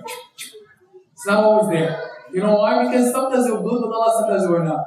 So it will have proportionally light that flickers. Imagine those feet when you have made so much wudu, lighting your path, and you're traveling fast, and you're asking Allah for it as you wash your feet. Dear brothers and sisters, you just concluded the wudu. Are you telling me that that's a wudu that is not going to prepare to meet Allah Azza wa Jalla? That the wudu itself became worship. That the wudu itself put you in Jannah with Allah, or put you in the heavens with Allah, where the Prophet ﷺ received the gift of the Salah. It's already taking you there, you're ready to meet Allah Azza wa Jalla. You don't think Allah now is going to make your heart aware and conscious of when you make the Salah? Absolutely. Because you've made an effort, and you've taken this wudu seriously. But we're also talking about the Prophet ﷺ, just as we begun it with niyyah, intention, and with bismillah, we concluded also with a dua. We're encouraged, dear brothers and sisters, taught by the Prophet ﷺ, to turn to the qibla. Because the qibla is where you're going to do what? You're going to orient yourself for the salah. And you say something very simple. It's not complicated. Very simple. أشهد أن لا إله إلا الله وحده لا شريك له وأشهد أن محمدا عبده ورسوله. I believe, as you position yourself towards the qibla. أشهد أن لا إله إلا الله وحده لا شريك له. I bear witness that there is no God but Allah, unique, one, without partners. وأشهد أن محمدا عبده ورسوله. I bear witness that Muhammad is his servant and prophet. You just concluded the wudu, the best of wudus. A wudu that puts you in connection with Allah. Now, there is a second segment. Scholars disagree as to whether it was part of the authentic or not the authentic traditions of the Prophet ﷺ. There's a completion of it. We'll say it, we'll share it, Insha'Allah. It doesn't hurt to say additional, Insha'Allah. Oh Allah, make me among the pure, the purified ones, al-mutatahireen, and make me among those who repent to you constantly. So you can just say the first part, or you can add to it. There are different traditions. So if you don't want to recall too much, just say أشهد أن لا إله إلا الله وحده لا شريك له وأشهد أن محمدا عبده ورسوله. Allah, I bear witness that there is no God but you. I bear witness that Muhammad is your messenger and slave. Can you remember this, Insha'Allah? Position yourself towards the Kaaba. Get out of the bathroom, look towards the Kaaba. Where's the Qibla? Look and make that dua. Think about it, as we said. Think, I've just followed the sunnah of the Prophet sallallahu alayhi wa sallam. And wallah, inshallah, dear brothers and sisters, Allah will not disappoint you. Now, dear brothers and sisters, a couple of things about the wudu before we continue, inshallah. The Prophet sallallahu alayhi wa sallam, Do you remember when we said in the hadith, wouldn't I show you that which Allah wipes sins with and elevates you in degrees with? What was one of them? Perfecting your wudu when it's difficult. That's how it matters to Allah. That's how beloved wudu to Allah. Not only are you getting close to Allah with the wudu, no, dear brothers and sisters, Allah is wiping your sins with the wudu. Really. Eliminating them. Wiping them from your record and giving you hasanat and elevating you in levels and degrees. SubhanAllah, you're getting close to Allah by virtue of the wudu. What if you're one of those people who love to be in a state of wudu even if there is no salah? You know, those are the category of people that we're talking about, the purified ones. There are some people, brothers and sisters, who love wudu so much that they cannot sit without wudu. Like they'll feel like there's a problem, right? They'll not feel normal, they have to go with wudu. Around the clock they're in wudu. I ask you, if you're around the clock in a state of wudu, and it's so dear to you, you love the act, like as you love, I don't know, some people love watching television, some people love to talk, some people love just like that wudu, right? That's one of their most tranquilizing activities for them. It makes them feel good. Brothers and sisters, if you're in a state of wudu, do you think you'll be inclined towards disobeying Allah? No. That's number one. When are you going to die? Well, sometime between the prayers. So if you have wudu, what's going to happen? You're going to die in a state of wudu. Do you think Allah will fail you and send you to Jahannam if you're in a state of wudu? Absolutely not. In fact, Allah will not make you in a state of wudu if He doesn't like you. Because He'll make the act not beloved to your heart. Brothers and sisters, this is one of the most sacred acts. Wallahi, make wudu. Remember the teacher of Shafi, what she said about him. He's a man who perfected the wudu. Loved the wudu. What is that? Say it, Akhi. He heard the steps. Stay. Now, he heard the steps of Bilal in Jannah. He didn't know, and he asked me, what do you do? 24 hours. 24 hours. Bilal, because of his love for the wudu, subhanAllah, dear brothers and sisters, according to this narration, the Prophet would hear his steps in Jannah. By virtue, and he asked them why, what is it that made you, if you know one thing about yourself, he says, I love wudu, I love the act. But sisters, I pray to Allah that the wudu becomes so sacred and beloved to us that we're among those people who are in a state of wudu. Now, if you're at an additional level, you love the wudu so much, you're going to think to yourself, I want to die in a state of wudu. But there's another place where I might die, and I might not have wudu, which is what? So what should you do? Make wudu before you go. Imagine now you're throughout your sleep, you're getting hasanah, and Allah's wiping sins, and if you die, you die in a state of wudu before you wake up in the morning. How can you, brothers and sisters, not be cared for by Allah and nurtured, elevated, and taken care of if you're not in a state of wudu? Allah will not fail you, dear brothers and sisters. Because for you, you're saying, Allah loves it, I love it. That's wudu, dear brothers and sisters. Now we move on. We move on to what's after the wudu. We think a couple of things before we move to the salah. First, if you've heard the adhan. The adhan that we constantly hear and we're probably not thinking much. You know what is in the adhan? It's called the call of Allah to you. When you think of the adhan, brothers and sisters, cut off conversations and start paying attention. Allah's talking to you, saying, come to the salah. Repeat everything that the muaddin says. Allahu Akbar, Allahu Akbar. Say Allahu Akbar, Allahu Akbar. Put your heart into it. You put your heart into the wudu, put your heart into the adhan. And repeat everything that he says, and then make the dua for the Prophet ﷺ as the Prophet ﷺ told us. Right? We don't have time to go over it. We can talk about it later, inshallah, some other time, but go read the hadith. Because the Prophet ﷺ promised that you'll get his intercession if you repeat what the mu'adhin says, and then conclude after the adhan with the dua for the Prophet ﷺ, that Allah grants him intercession and that He grants him the highest station in Jannah. That's what the dua is about. Ya Allah, grant the Prophet ﷺ the highest station in Jannah. That's what the dua is about. If you do this, the Prophet ﷺ says, you have my intercession. You're so close to me. Pay attention to the adhan. And remember, Allah, the creator of the heavens and the earth, is calling you. Are you going to answer? Am I going to answer? Am I just going to answer with my body? Or my heart is racing to answer Allah, who deserves it, as we said. But you remember, you've just done that beautiful wudu. So hopefully your thought is with Allah Azza wa Jalla. Now you come to the salah, dear brothers and sisters. And we begin now by also emphasizing, Insha'Allah, a few things about the salah. So the adhan you've heard, it's also another reminder to recall who you're meeting, Allah. Notice how many things Allah had said before the salah for you to remember who you're meeting. Isn't it amazing? To help us out. The wudu, the niyyah before the wudu, the bismillah, the wudu itself, and afterwards the dua, and then the adhan. And then if the dua is not sufficient, when the salah is about to commence, what happens? There's an iqamah. It's a mini adhan. For you to remember once again, Allah just called, I'm about to enter. Remember what we said about etiquette? You're about to know what? Meet Allah. That's it. You knock on the door, here it is. He's about to open the door. How are you going to stand up? Remember, if somebody's showing up, top general is about to stand up, how do people stand? Perfect line. Like no flinch. Nothing. Like not even a move to the right or to the left. And they feel in their heart, they're scared. Brothers and sisters, how many of us come when we stand in front of Allah, we're thinking of this. Allah, the Almighty, the Exalted, is about to set His face towards us. What if He looks at us and we're not organized, and we're not ready, and He just turns away? Does it matter to us or not? How's your heart? In that instance, if your heart is ready and thinking about Allah, Insha'Allah, your salah will be good. Insha'Allah. It will be that salah that elevated. If it's not, you're not thinking about Allah, you're thinking, oh, am I going to be done so that I can go back to my life? Can't wait. Ya Allah, I hope He doesn't pray long rakahs and long verses. And all you're thinking about is, Ya Allah, I don't want it to be long. Please, save me. Right? I have work to do. If that's the thinking, we're in trouble. We have not appreciated the salah, Allah's not going to even look at us. But the iqamah is set. And you're thinking about Allah ascension. Now, we set in a straight line, or individually, it doesn't matter. Wherever you're praying, where do you look?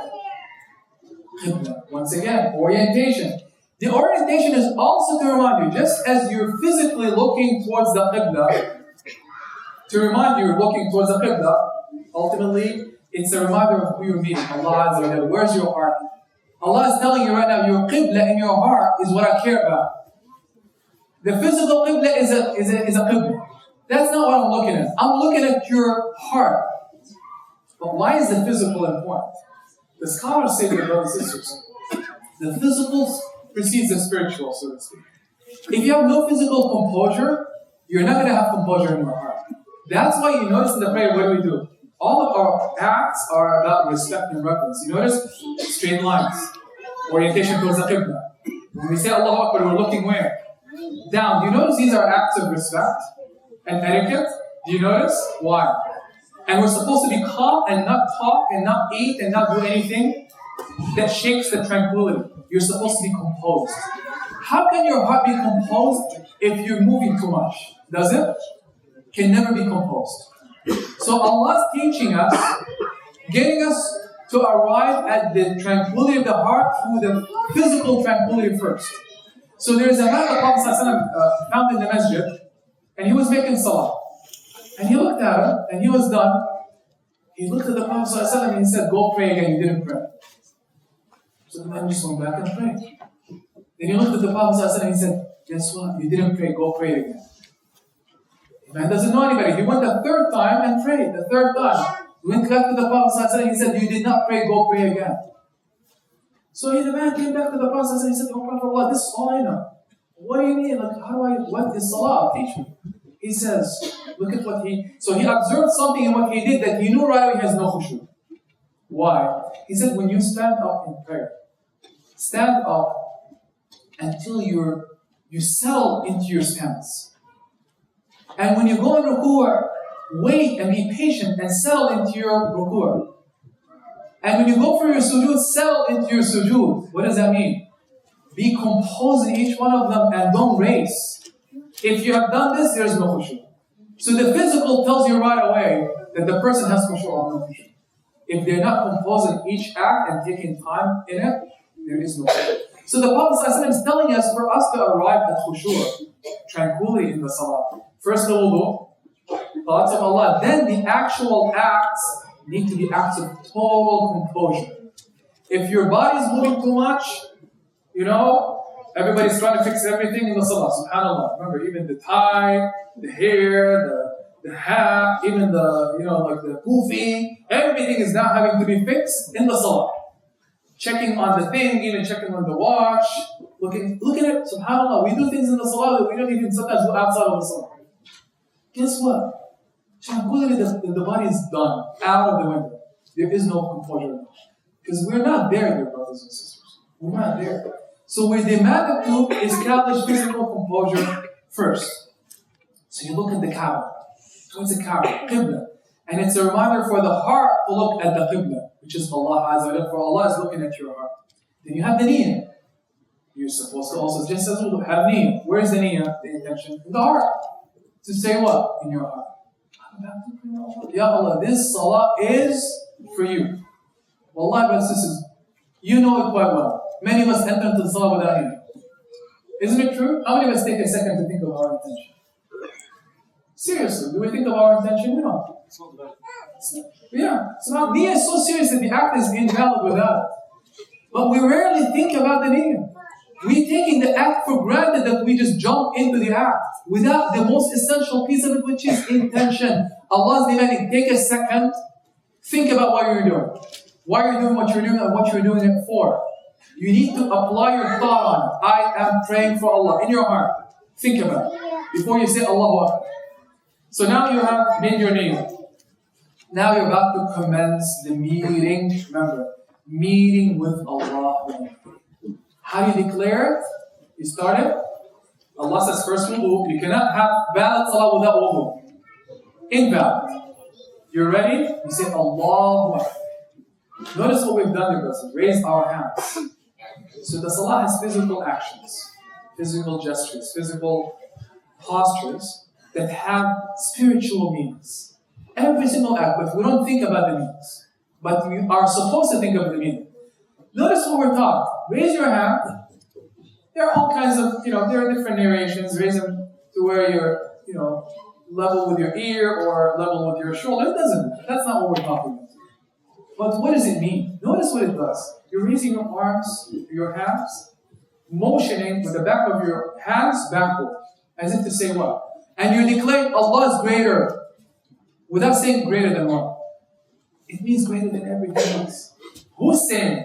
You're saying. With what? With your mouth. Allah is asking you, your mouth just said, I am greater. Am I really greater in your heart? If Allah is greater in your heart and the heart said Allahu Akbar, then what should the heart do? Think of no one now.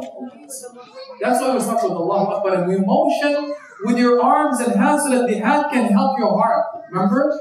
Body helps the heart in the salah. And you do it. And now, notice right away Allah on your mind. Should be on your mind. Allah is greater. That's it. Dump everything else. Life, games, people, children, but it doesn't matter. Dump it. And don't be a liar. Don't let the mouth say something that the heart didn't mean. But notice what else we do. And you observe this in the salah all the time in the masjid. We say Allahu Akbar and we don't even know how to, subhanAllah, brothers and sisters, how to conduct ourselves physically. We put our hands, we do this.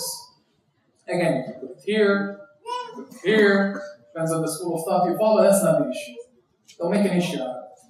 But notice what have you done. You put your arms around, wrapping them. You could have easily just done everything. Just let them loose, right? Put them like that. Right? All kinds of things you can do with your arms. You can stick them in places that are not pleasant, right? But we don't. Why, brothers and sisters? Remember when I spoke to you about nurturing? Allah is nurturing us. What do? Notice the act. When you do this, what does it suggest to you? Respect, peace, composure. To the extent where you're wrapping them so that they don't move around. Total peace and tranquility. Remember, physical composure leads to spiritual composure. But it's an act of respect. I'm in front of Allah. Look, I'm wrapping myself. I'm in front of Allah, the divine. He deserves it. You notice when you're thinking like this? When there's somebody you respect who's showing up, right away you even shrink. Right? You notice we shrink ourselves a little bit out of respect for somebody. We look down and we wrap our hands. We don't look like that. What's going on, man? We don't talk to people with respect like this. We don't look them in the eye either.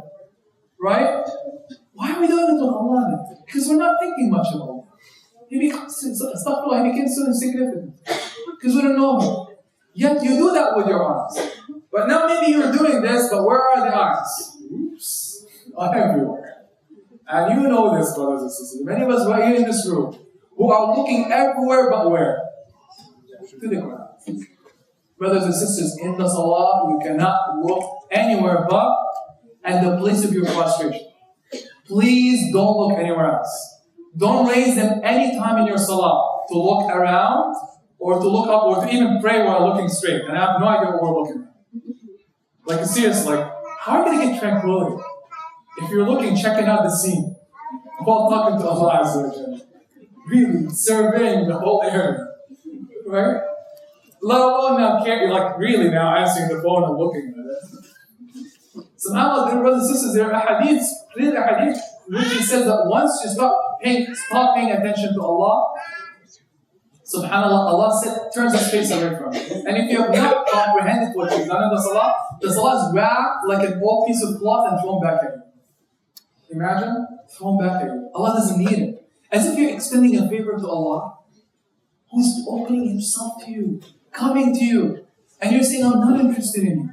And I can't wait until I'm out of this meeting. Wallahi, isn't that a sick response to Allah? Sick. That I'm telling Allah, I don't think you're deserving of my time. I can't wait until I get out. That's what we're telling Allah Azza wa Jalla, despite His generosity and mercy.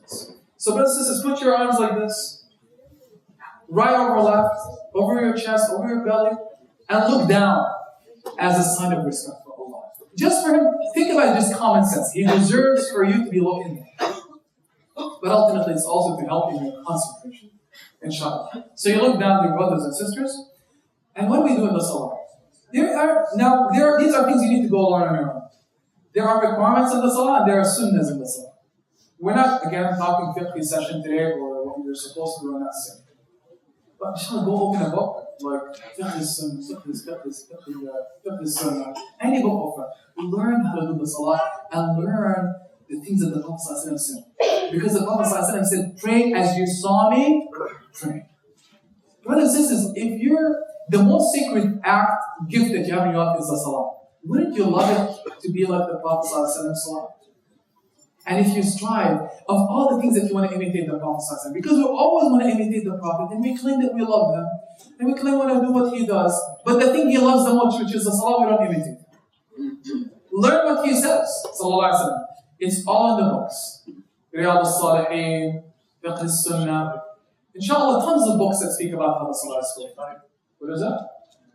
The way by Albani online. Yeah, there are other books. Jazakallah khair. Our brother, there's a book called, exactly. Inshallah, free publication online. Go ahead, inshallah, afterward he can share with you the actual name. The way the Prophet ﷺ, that's the name of the book. By and by, inshallah. There are many other references, but this is one of the more, inshallah, authentic, good sources, inshallah, you can rely on and inshallah learn from. So, where were we? So the Prophet ﷺ would proceed before the Fatiha. It's not a requirement with a dua. Many du'as. One of them is Subhanakallah wa bihamdik.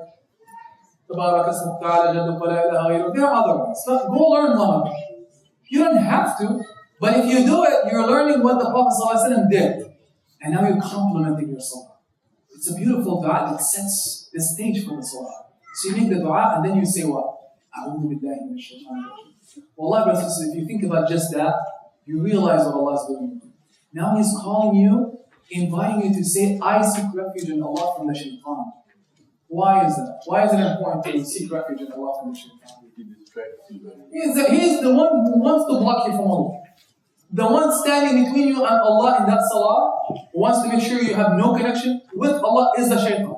Whispering, distracting, making sure that you think of everything else, even the act, but not Allah. The most petty things that you don't want to even recall, suddenly they pop up where? Things you will never recall, show up in the salah. Shaitan. And the shaitan of ourselves. So Allah is telling you, seek refuge in me from the shaitan. If you're sincere, inshallah Allah will protect you from the shaitan. But think about what you say. Then you say Bismillahir Rahmanir Rahim. Once again, in the name of Allah, the beneficent and the merciful. Then you say the Fatiha. Brothers and sisters, one of the Insha'Allah, not exercising, Insha'Allah, homework. Activities for you, go learn what the Fatiha means. Go open Tafsir Ibn Kathir, online meaning of Al-Fatiha. That's all you have to do. Google it. It'll show. It's not complicated. Don't scratch your head thinking, where am I going to find it? Google. Inshallah, you'll find it. Inshallah. This is so serious, dear brothers and sisters. If you know what you're saying in Fatiha, inshallah, Allah will put the tranquility in your heart. It's a conversation with Allah. What are you saying? Allah Azza wa Jalla says in a hadith, I have divided the salah into two halves between me and my servant. Two halves. As if to say, one half is for me, one half is for you. That's how much it means to Allah. So when my servant says, Alhamdulillah Rabbil Alameen, all praise is due to Allah and all praise is for Allah Azza wa Jalla. He says, I answer my servant by saying, my servant praise me. Imagine you say, Alhamdulillah Rabbil Alameen. Allah says in response to you, you just praise me, my servant praise me. Are you hearing Allah say that in response? When my servant says, Alhamdulillah, Ar-Rahman Ar-Rahim, the most merciful, the most beneficent, I say my servant exalted me. And when my servant says, Iyaka na'budu maliki yawmiddin, the owner of the day of judgment, Allah says in response, actually this one he says exalted me. The first one he says praise. The second one he says praise, he praised me. The third one he says he exalted me. Glorified and exalted. Notice with each statement, he's responding back as if it's what? Conversation. And when my servant says, Iyaka na'budu wa iyaka nasta'in, oh Allah, you alone we worship and you alone we seek help from. He says in the hadith, I say, this is between me and my servant. What does that mean? He says it's like a secret. It's between me and my servant. SubhanAllah, look at how beautiful the conversation is. Allah's telling you, like, there's something between me and you. It's like nobody's business, so to speak. When you just make that statement, and then when my servant says, guide us to the straight path, the path of those that you've bestowed your blessings on, and not the path of those who have transgressed or earned your wrath, or gone astray or earned your wrath. What does he say? This is between me and my servant shall get what he or she asked for. Now, if you're raising to Alhamdulillah, you're not thinking of anything, and you make the dua without thinking, how are you going to get the response? Makes sense, dear brothers and sisters? This is how precious the dua is, and the Fatiha is to Allah. It's the dialogue between you and Allah. Take your time with it. Think of each time you say a verse, Allah is responding to me by telling me, you just praised me. You just exalted me. This is between me and you. This is between me and you, and I will give you your dua, the response to your dua, guidance to your heart. Imagine now if you think about those things. Will your salah be the same? Absolutely not. Then we're taught to make, say a few verses, short surah, a few verses. And remember, as you're standing up, who is also standing up in worship? Remember the angels we spoke about? You have just joined them, dear brothers and sisters. Now, when I'm standing up, I am joined by endless scores of angels, infinite number of angels that are standing up in worship of Allah in the heavens. I am with them now. Allah allowed me to be among them and to say the stuff that they're saying and to recite the Quran, the most beloved words to Allah. This is how precious the stance is. And you are showing respect. Respect and reverence to Allah. Insha'Allah, it's also in the heart because this is where Allah is looking. But you see how the verses help you establish tranquility and awareness of Allah? Because if you focus on their meaning, they'll help you. But if you don't know what they mean, how are you going to think about it? You're going to be thinking about everything but Alhamdulillah Rabbil Alameen. Go learn Surah Al-Fatiha, dear brothers and sisters. You want to help your salah, go learn Surah Al-Fatiha, inshallah. No excuses. Don't rely on people to teach. Don't keep saying, I don't know if it's okay. It's not okay. Brothers and sisters, it's a shame if we grow up into our 40s and 50s and 60s and we have no idea what Alhamdulillah Rabbil Alameen Rahman Rahim means. It's a joy to learn it. Go read it. Tons of books, tons of tafsirs, online, that inshallah have the information and the knowledge for you. Go learn and grow, inshallah. And then you can teach it to your children so that the conversation with Allah becomes a joy. So now you recite 3 verses and you're done with your stance. You're about to what? Go into a position of ruku. Do you notice what separates the different acts or aspects of the salah? The phrase of what? Allahu Akbar. Why? What if I'm saying, maybe you shake my head, pretending like I'm khushu', but my mind is somewhere else. Suddenly, I have to go into the next position. What do I have to say? Allahu Akbar. As if it's to do, doing what? Waking you up.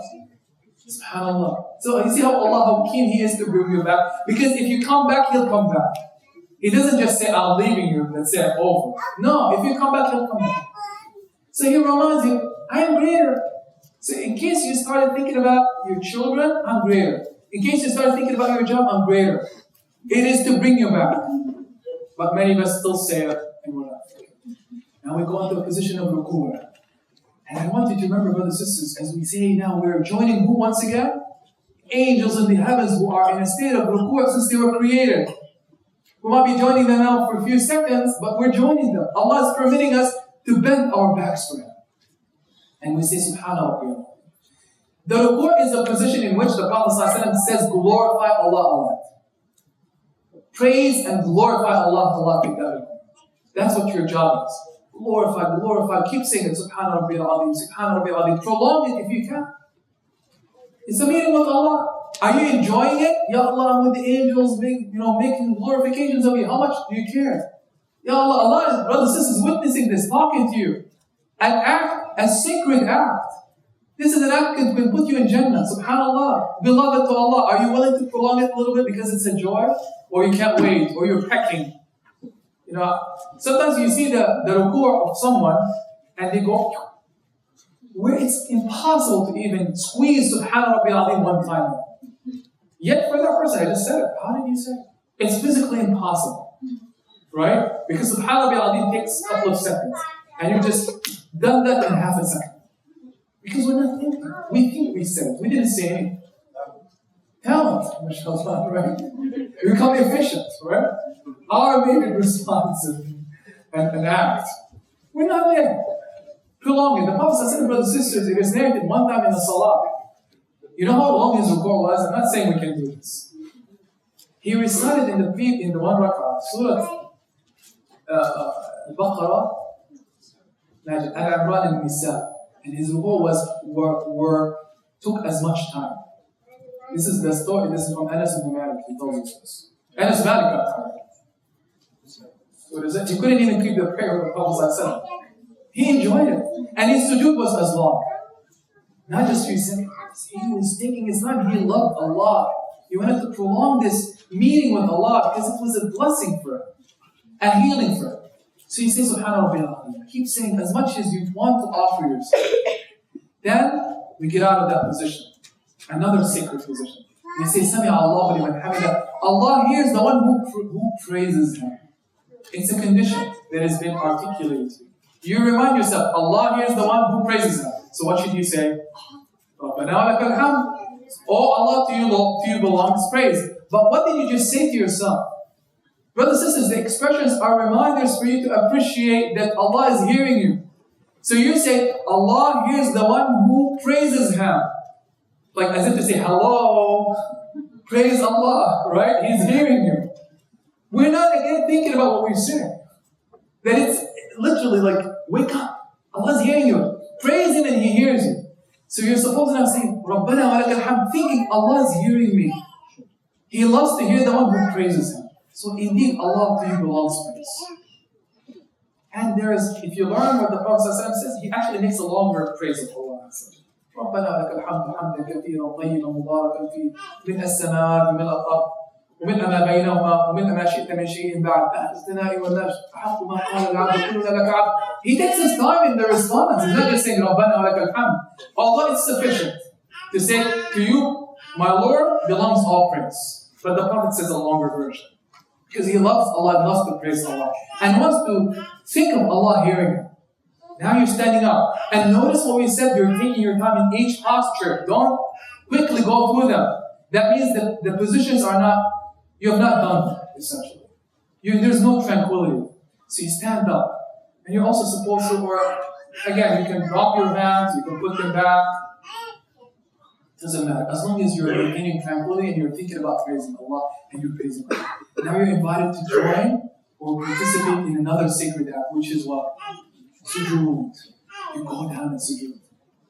What are things that we can think of? And we're nearing the end, inshallah.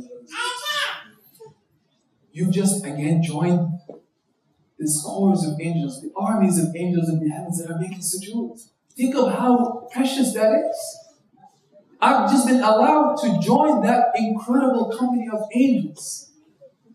The trillions and the trillions of angels that are worshipping Allah in the position of prostration. I just joined them. And I go with love and yearning for Allah Azza wa Jalla. The Prophet ﷺ tells us you are closest to Allah in that position. Closest to Allah. And just a small reminder, you put your hands, don't bring them close.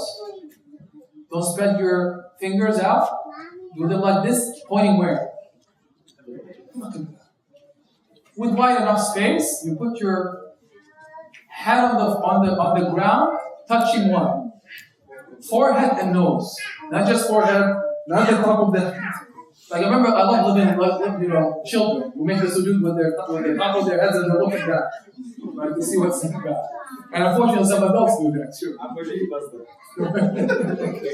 That's not true. So you're supposed to touch with your nose, forehead, as the Prophet did it. Or hands, bring the fingers together, pointing towards the Qibla. And arms are not, close to your body, not tight to your body. Out. And above the floor. So don't do this. Clear? Don't put your arms on the ground. Lift them up and outward. And pointing to the Qibla. And what else is supposed to be touching the ground? So now we have your hands, your nose, your forehead, your knees, and for sure, make sure your feet are touching. And the toes are pointing where? To the Qibla. So not like this, I know you cannot see me, but make sure that toes are pointing towards the Qibla and touching the ground. Clear? This is how the Prophet did it, this is how you're supposed to do it. Remember, tranquility of the body is essential. Think about these things out of respect for Allah that you're maintaining. You're trying to comply with what Allah wants you to do. Essential, dear brothers and sisters. Don't take it lightly. Then you start praising Allah subhanahu wa ta'ala. Subhanahu wa ta'ala. Glory to Allah, the highest of the high. Glory to Allah, the highest of the high. Subhanahu wa ta'ala. Give it your heart, dear brothers and sisters. And now recall here that any dua you make, the Prophet is telling us, make dua for Allah will answer your dua because you're closest to Him. So while the ruku was a position in which you were supposed to glorify Allah, in this position, after you glorify Allah, make a lot of dua. Doesn't matter if it's a nafilah, if it's voluntary prayer or obligatory prayer. If you have the time, make it. Make the dua, a lot of dua, any dua to Allah, that He gives you the best of this world and hereafter, that whatever you can ask. And trust that Allah will answer you. And one more thing, dear brothers and sisters, I want to recall a scene from the Day of Judgment. Allah speaks of a category of people that refuse to prostrate to Allah on earth. And Allah will be saying, prostrate, command, everyone prostrate, bend your backs and go on the ground on the Day of Judgment to Allah. Everybody will race to prostrate. Everybody is neat, brothers and sisters, out of fear of Allah. Well, there's no joke here.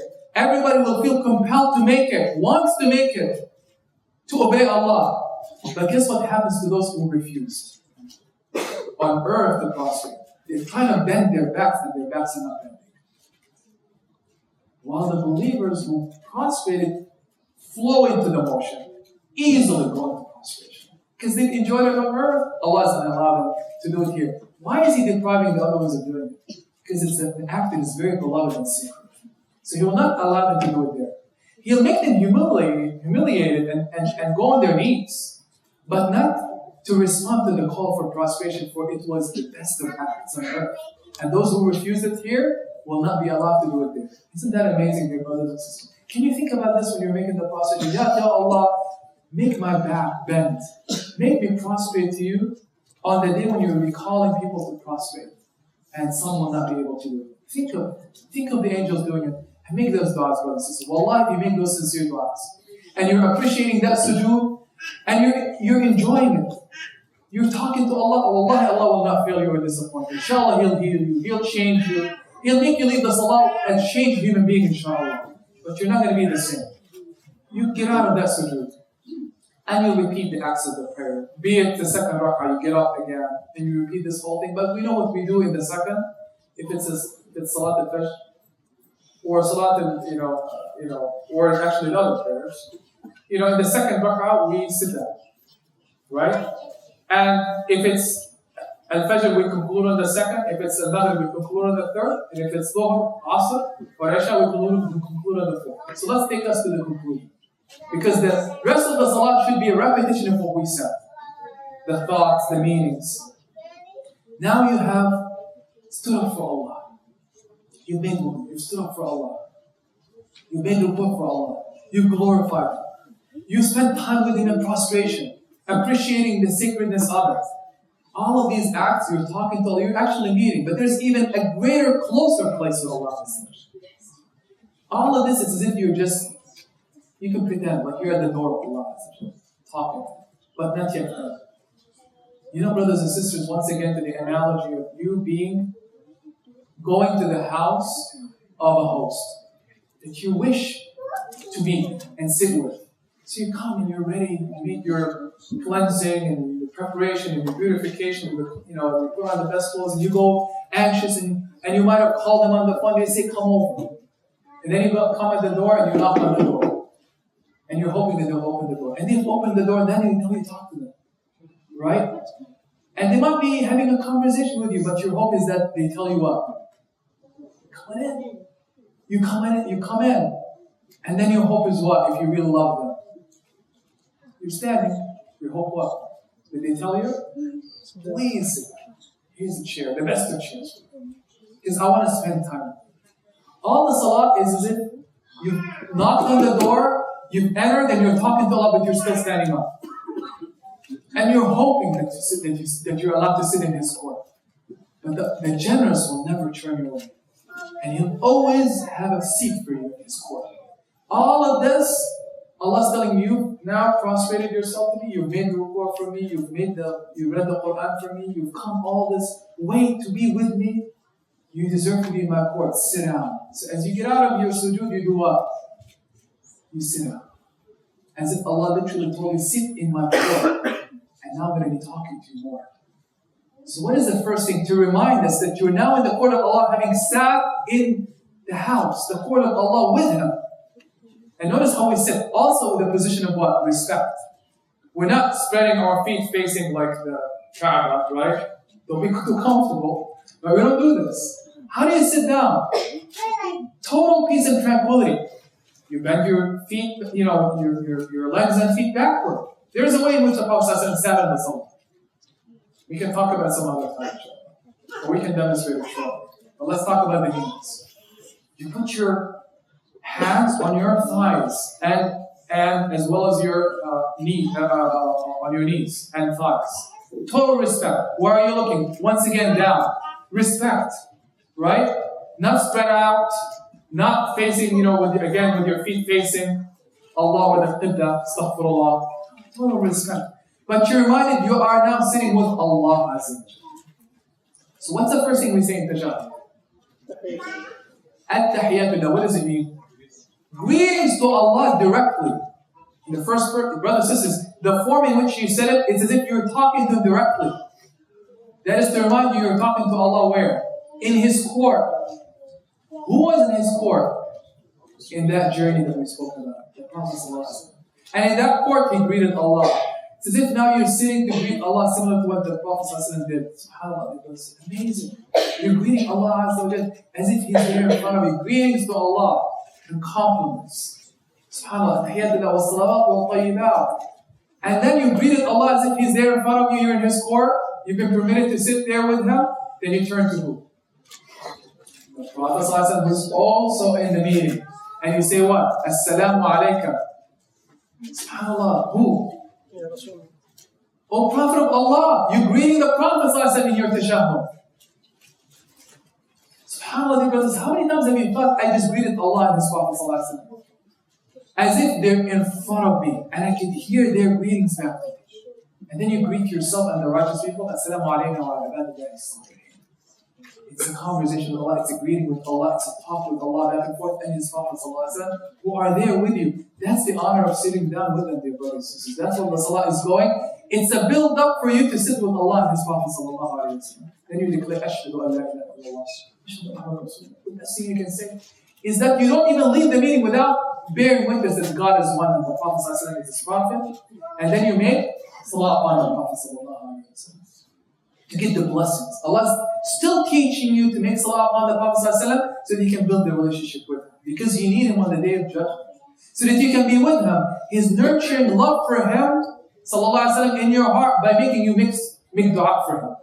In the form of salah on Him. Oh Allah, send your prayers and peace upon the Prophet and upon Ibrahim and the family of Ibrahim, and bless Muhammad and the family of Muhammad just as you blessed Ibrahim and the family of Ibrahim. Then you end, and what can you do? Do you have to exit? No. What can you do? Make dua. As much as you want. Allah's telling you, you're my poor, guess what? You can spend here eternity, and I'll never expel you. Unlike a human being on earth will tell you, I don't have time for you, you gotta get out because I have others. Allah says, as much as you want. Sit here, I'm here, looking and talking to you and answering you as much as you want. I'll never expel you. SubhanAllah, dear brothers and sisters, Allah of the Jannahs, never expelling you, and we can't wait until we get out. Until you want to get out. How much you want to prolong this meeting and the dua to Allah while you're in His court? Make dua, upon a dua, as much as you want. Be generous for yourself, for your own sake. And when you're about to leave, Allah says, you can leave. And you say what when you exit? Again, in etiquette. You greet the angels to the right and to the left as if they're there in the court, in the meeting, witnessing it. So out of etiquette, you greet them too on your way out, as if they're there at the door. You know when you exit the door, you greet also the doorman? The angels are there, dear brothers and sisters, surrounding this whole meeting with Allah and the Prophet with you there. And it's total attention on you. So you greet the angels on your way out. Remembering that when you greet them, they greet you back, and they make dua for you. You've just exited the salah. Are you telling me you've done the salah this way? And you're not going to change as a human being? And you're not going to get nearer to Allah Azza wa Jalla? And that this salah will not become a source of bliss and tranquility for you that heals your heart and your soul? This is a salah, brothers and sisters, that inshallah can take you from darkness to light. That inshallah, if you have problems, you go to Allah, you'll leave the salah a changed man or a woman. Insha'Allah, by the will of Allah Azza wa Jalla. Allah says, now you've left. Whenever you want to get back and meet me, you don't have to make an appointment. Go make wudu, come to a clean spot, look towards the Kaaba and say, Allahu Akbar. And I'm there. And it doesn't have to be the obligatory prayer. Anytime you wish, for as long as you want, I am there for you. That's a salah, dear brothers and sisters, that the Prophet ﷺ looked at as a source of tranquility, as a healing, that was a key for Jannah, not our salah. But inshallah, we need, dear brothers and sisters, praying to Allah Ajal that inshallah, our salah, our wudu, inshallah, we strive to take them to the next level. But if you're not studying the meanings of things, and if you're not understanding whom you're meeting in the salah will be stuck in its place. Stuck in its place. And you'll never take more from the salah more than what you put into the salah. That's why it was the best of gifts, brothers and sisters, because it is a meeting with Allah Azza wa Jalla. So the Prophet ﷺ, in conclusion, to make us think of the preciousness of the salah, you know what he did also? He told the companions that every time you come to the salah, pray as if it's your last prayer. Why is that? Imagine if tomorrow, Fajr, it's your last prayer. For sure, you know at 8 o'clock in the morning, I'm going to be dead. How will that salah be? Totally different salah. You know your wudu is going to be different. Your salah is going to be different. You're not going to be thinking about anything but Allah because it's your last salah. How will you like to send that gift to yourself with Allah if it's the last one? So the Prophet ﷺ says, every single time you stand up, pray as if it's your last prayer because indeed it can be your last. Because you're going to die in between prayers. So each salah could be your last. Imagine if you come with the attitude of Allahu Akbar, this could be my last salah. The Fatiha will be different, the prostration will be different, the ruku will be different, the tashahhud will be different. The whole salah will be different, dear brothers and sisters. Indeed, pray as if it's your last prayer, and we leave with a few things, brothers and sisters, inshallah. Remember the wudu, how to do it. Put your heart into it, inshallah. Etiquettes. Just 1 second, inshallah. Etiquettes with Allah in your postures. Physical posture and composure leads to spiritual composure. Think of the company that you're joining when you make the salah. Think of the mi'raj and where that salah came from. Think when you sit and you meet Allah Azza wa Jal in the salah that you've just entered into His court. That you are the Prophet Sallallahu Alaihi Wasallam, Allah Azza wa Jal, that you're talking back and forth and you're greeting. Think of it cleansing you, as we said, as the Prophet Sallallahu Alaihi Wasallam indicated, cleaning you from sins each time you go. Think of it being a key to your Jannah, allowing you to go into Jannah. Think of it as a healing for you, inshallah. That if you're feeling bad, you're feeling awful, go hit the salah, wallahi, brothers and sisters. Go make wudu. If you're feeling awful, depressed, hopeless, what should you do? Make wudu and go pray. Allah, inshallah, will heal you if you put your heart and your thoughts into the salah. Because Allah is the most generous. That's the salah, brothers and sisters. That's why it's the best gift. Because it's your healing, and it's the opening for you out of all of your troubles, inshallah, and it's the tool for which you get nearer and closer to Allah Azza wa Jal. Indeed, pray as if it's your last prayer, and we've always said this. We've been asking and assigning ourselves this homework. What should we be doing? Go home and do what? 2 extra rak'ahs, brothers. How many of us, without you raising your hand, have you been doing that? Brothers and sisters, if you pray at night, the tahajjud, even if it's 2 rak'ahs, Allah will change you. That's the time in which Allah will enlighten, inshallah, your work. Wallahi, brothers and sisters, you wake up in the bottom of the night, and especially in the last hour or 2, get up at 4 or 5. Tomorrow is it's your day off. Why not? When are we going to change, dear brothers and sisters? When are we going to become among the righteous? When is the time going to come for us to pray tahajjud? If not today and tomorrow, then when? When we die? There is no time when we die. It's over. These are the tools that will elevate you, inshallah, and they're doable, dear brothers and sisters. Wallahi, if you have trouble in your life, and everybody has problems, go wake up. Wake up before Fajr. Before the adhan of Fajr, and pray 2 rak'ahs from your heart. And see what Allah will do with you. If you've done it once or twice, now try to do it more regularly. It is so sweet. Allah will make you feel the sweetness in your heart so much that you'll feel, how have I not been doing this in my life? Are you willing to take that step? 2 rak'ahs, wallahi, brothers and sisters. See what Allah will do with you and your families, inshallah. Wallahi, Allah, inshallah, will change you. Can we make an agreement one more time, inshallah, to remember to go home? But this time, not just now when we get home. No. Better, wake up before Fajr. Tomorrow is Saturday, it's very doable. Make the commitment between you and Allah and say, Ya Allah, I'm leaving the masjid. Ya Allah, help me do it tomorrow. Put the alarm on. If you cannot wake up to an alarm, sound of an alarm, ask somebody to wake you up. But do it.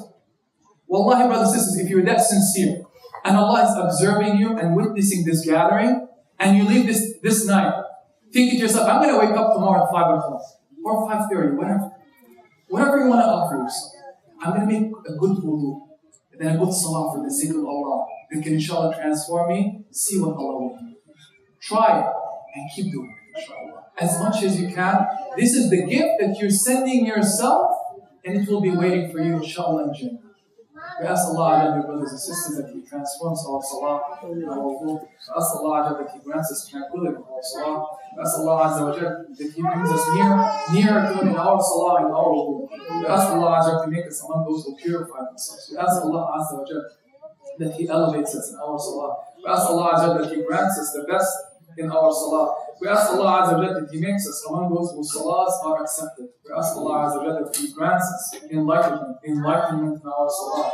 We ask Allah that He makes us among the righteous, that He makes us among those who establish prayers. We ask Allah that He makes us among those who are beloved to Him and to the Prophet Sallallahu Alaihi Wasallam. We ask Allah that He makes us approach the salah as if it's our last salah each time we come to pray to Allah Azza wa Jal. We ask Allah Azza wa Jal not to make us among the negligent, among the neglectful, among those who forget Allah Azza wa Jal. We ask Allah Azza wa Jal to make us among those who remember Allah, and to make us die in a state of iman with the words of La ilaha illallah Muhammadun Rasulullah wa sallallahu ala sayyidina Muhammad wa ala alihi wa sahbihi ajma'in. Jazakumullahu khairan. Assalamu alaikum.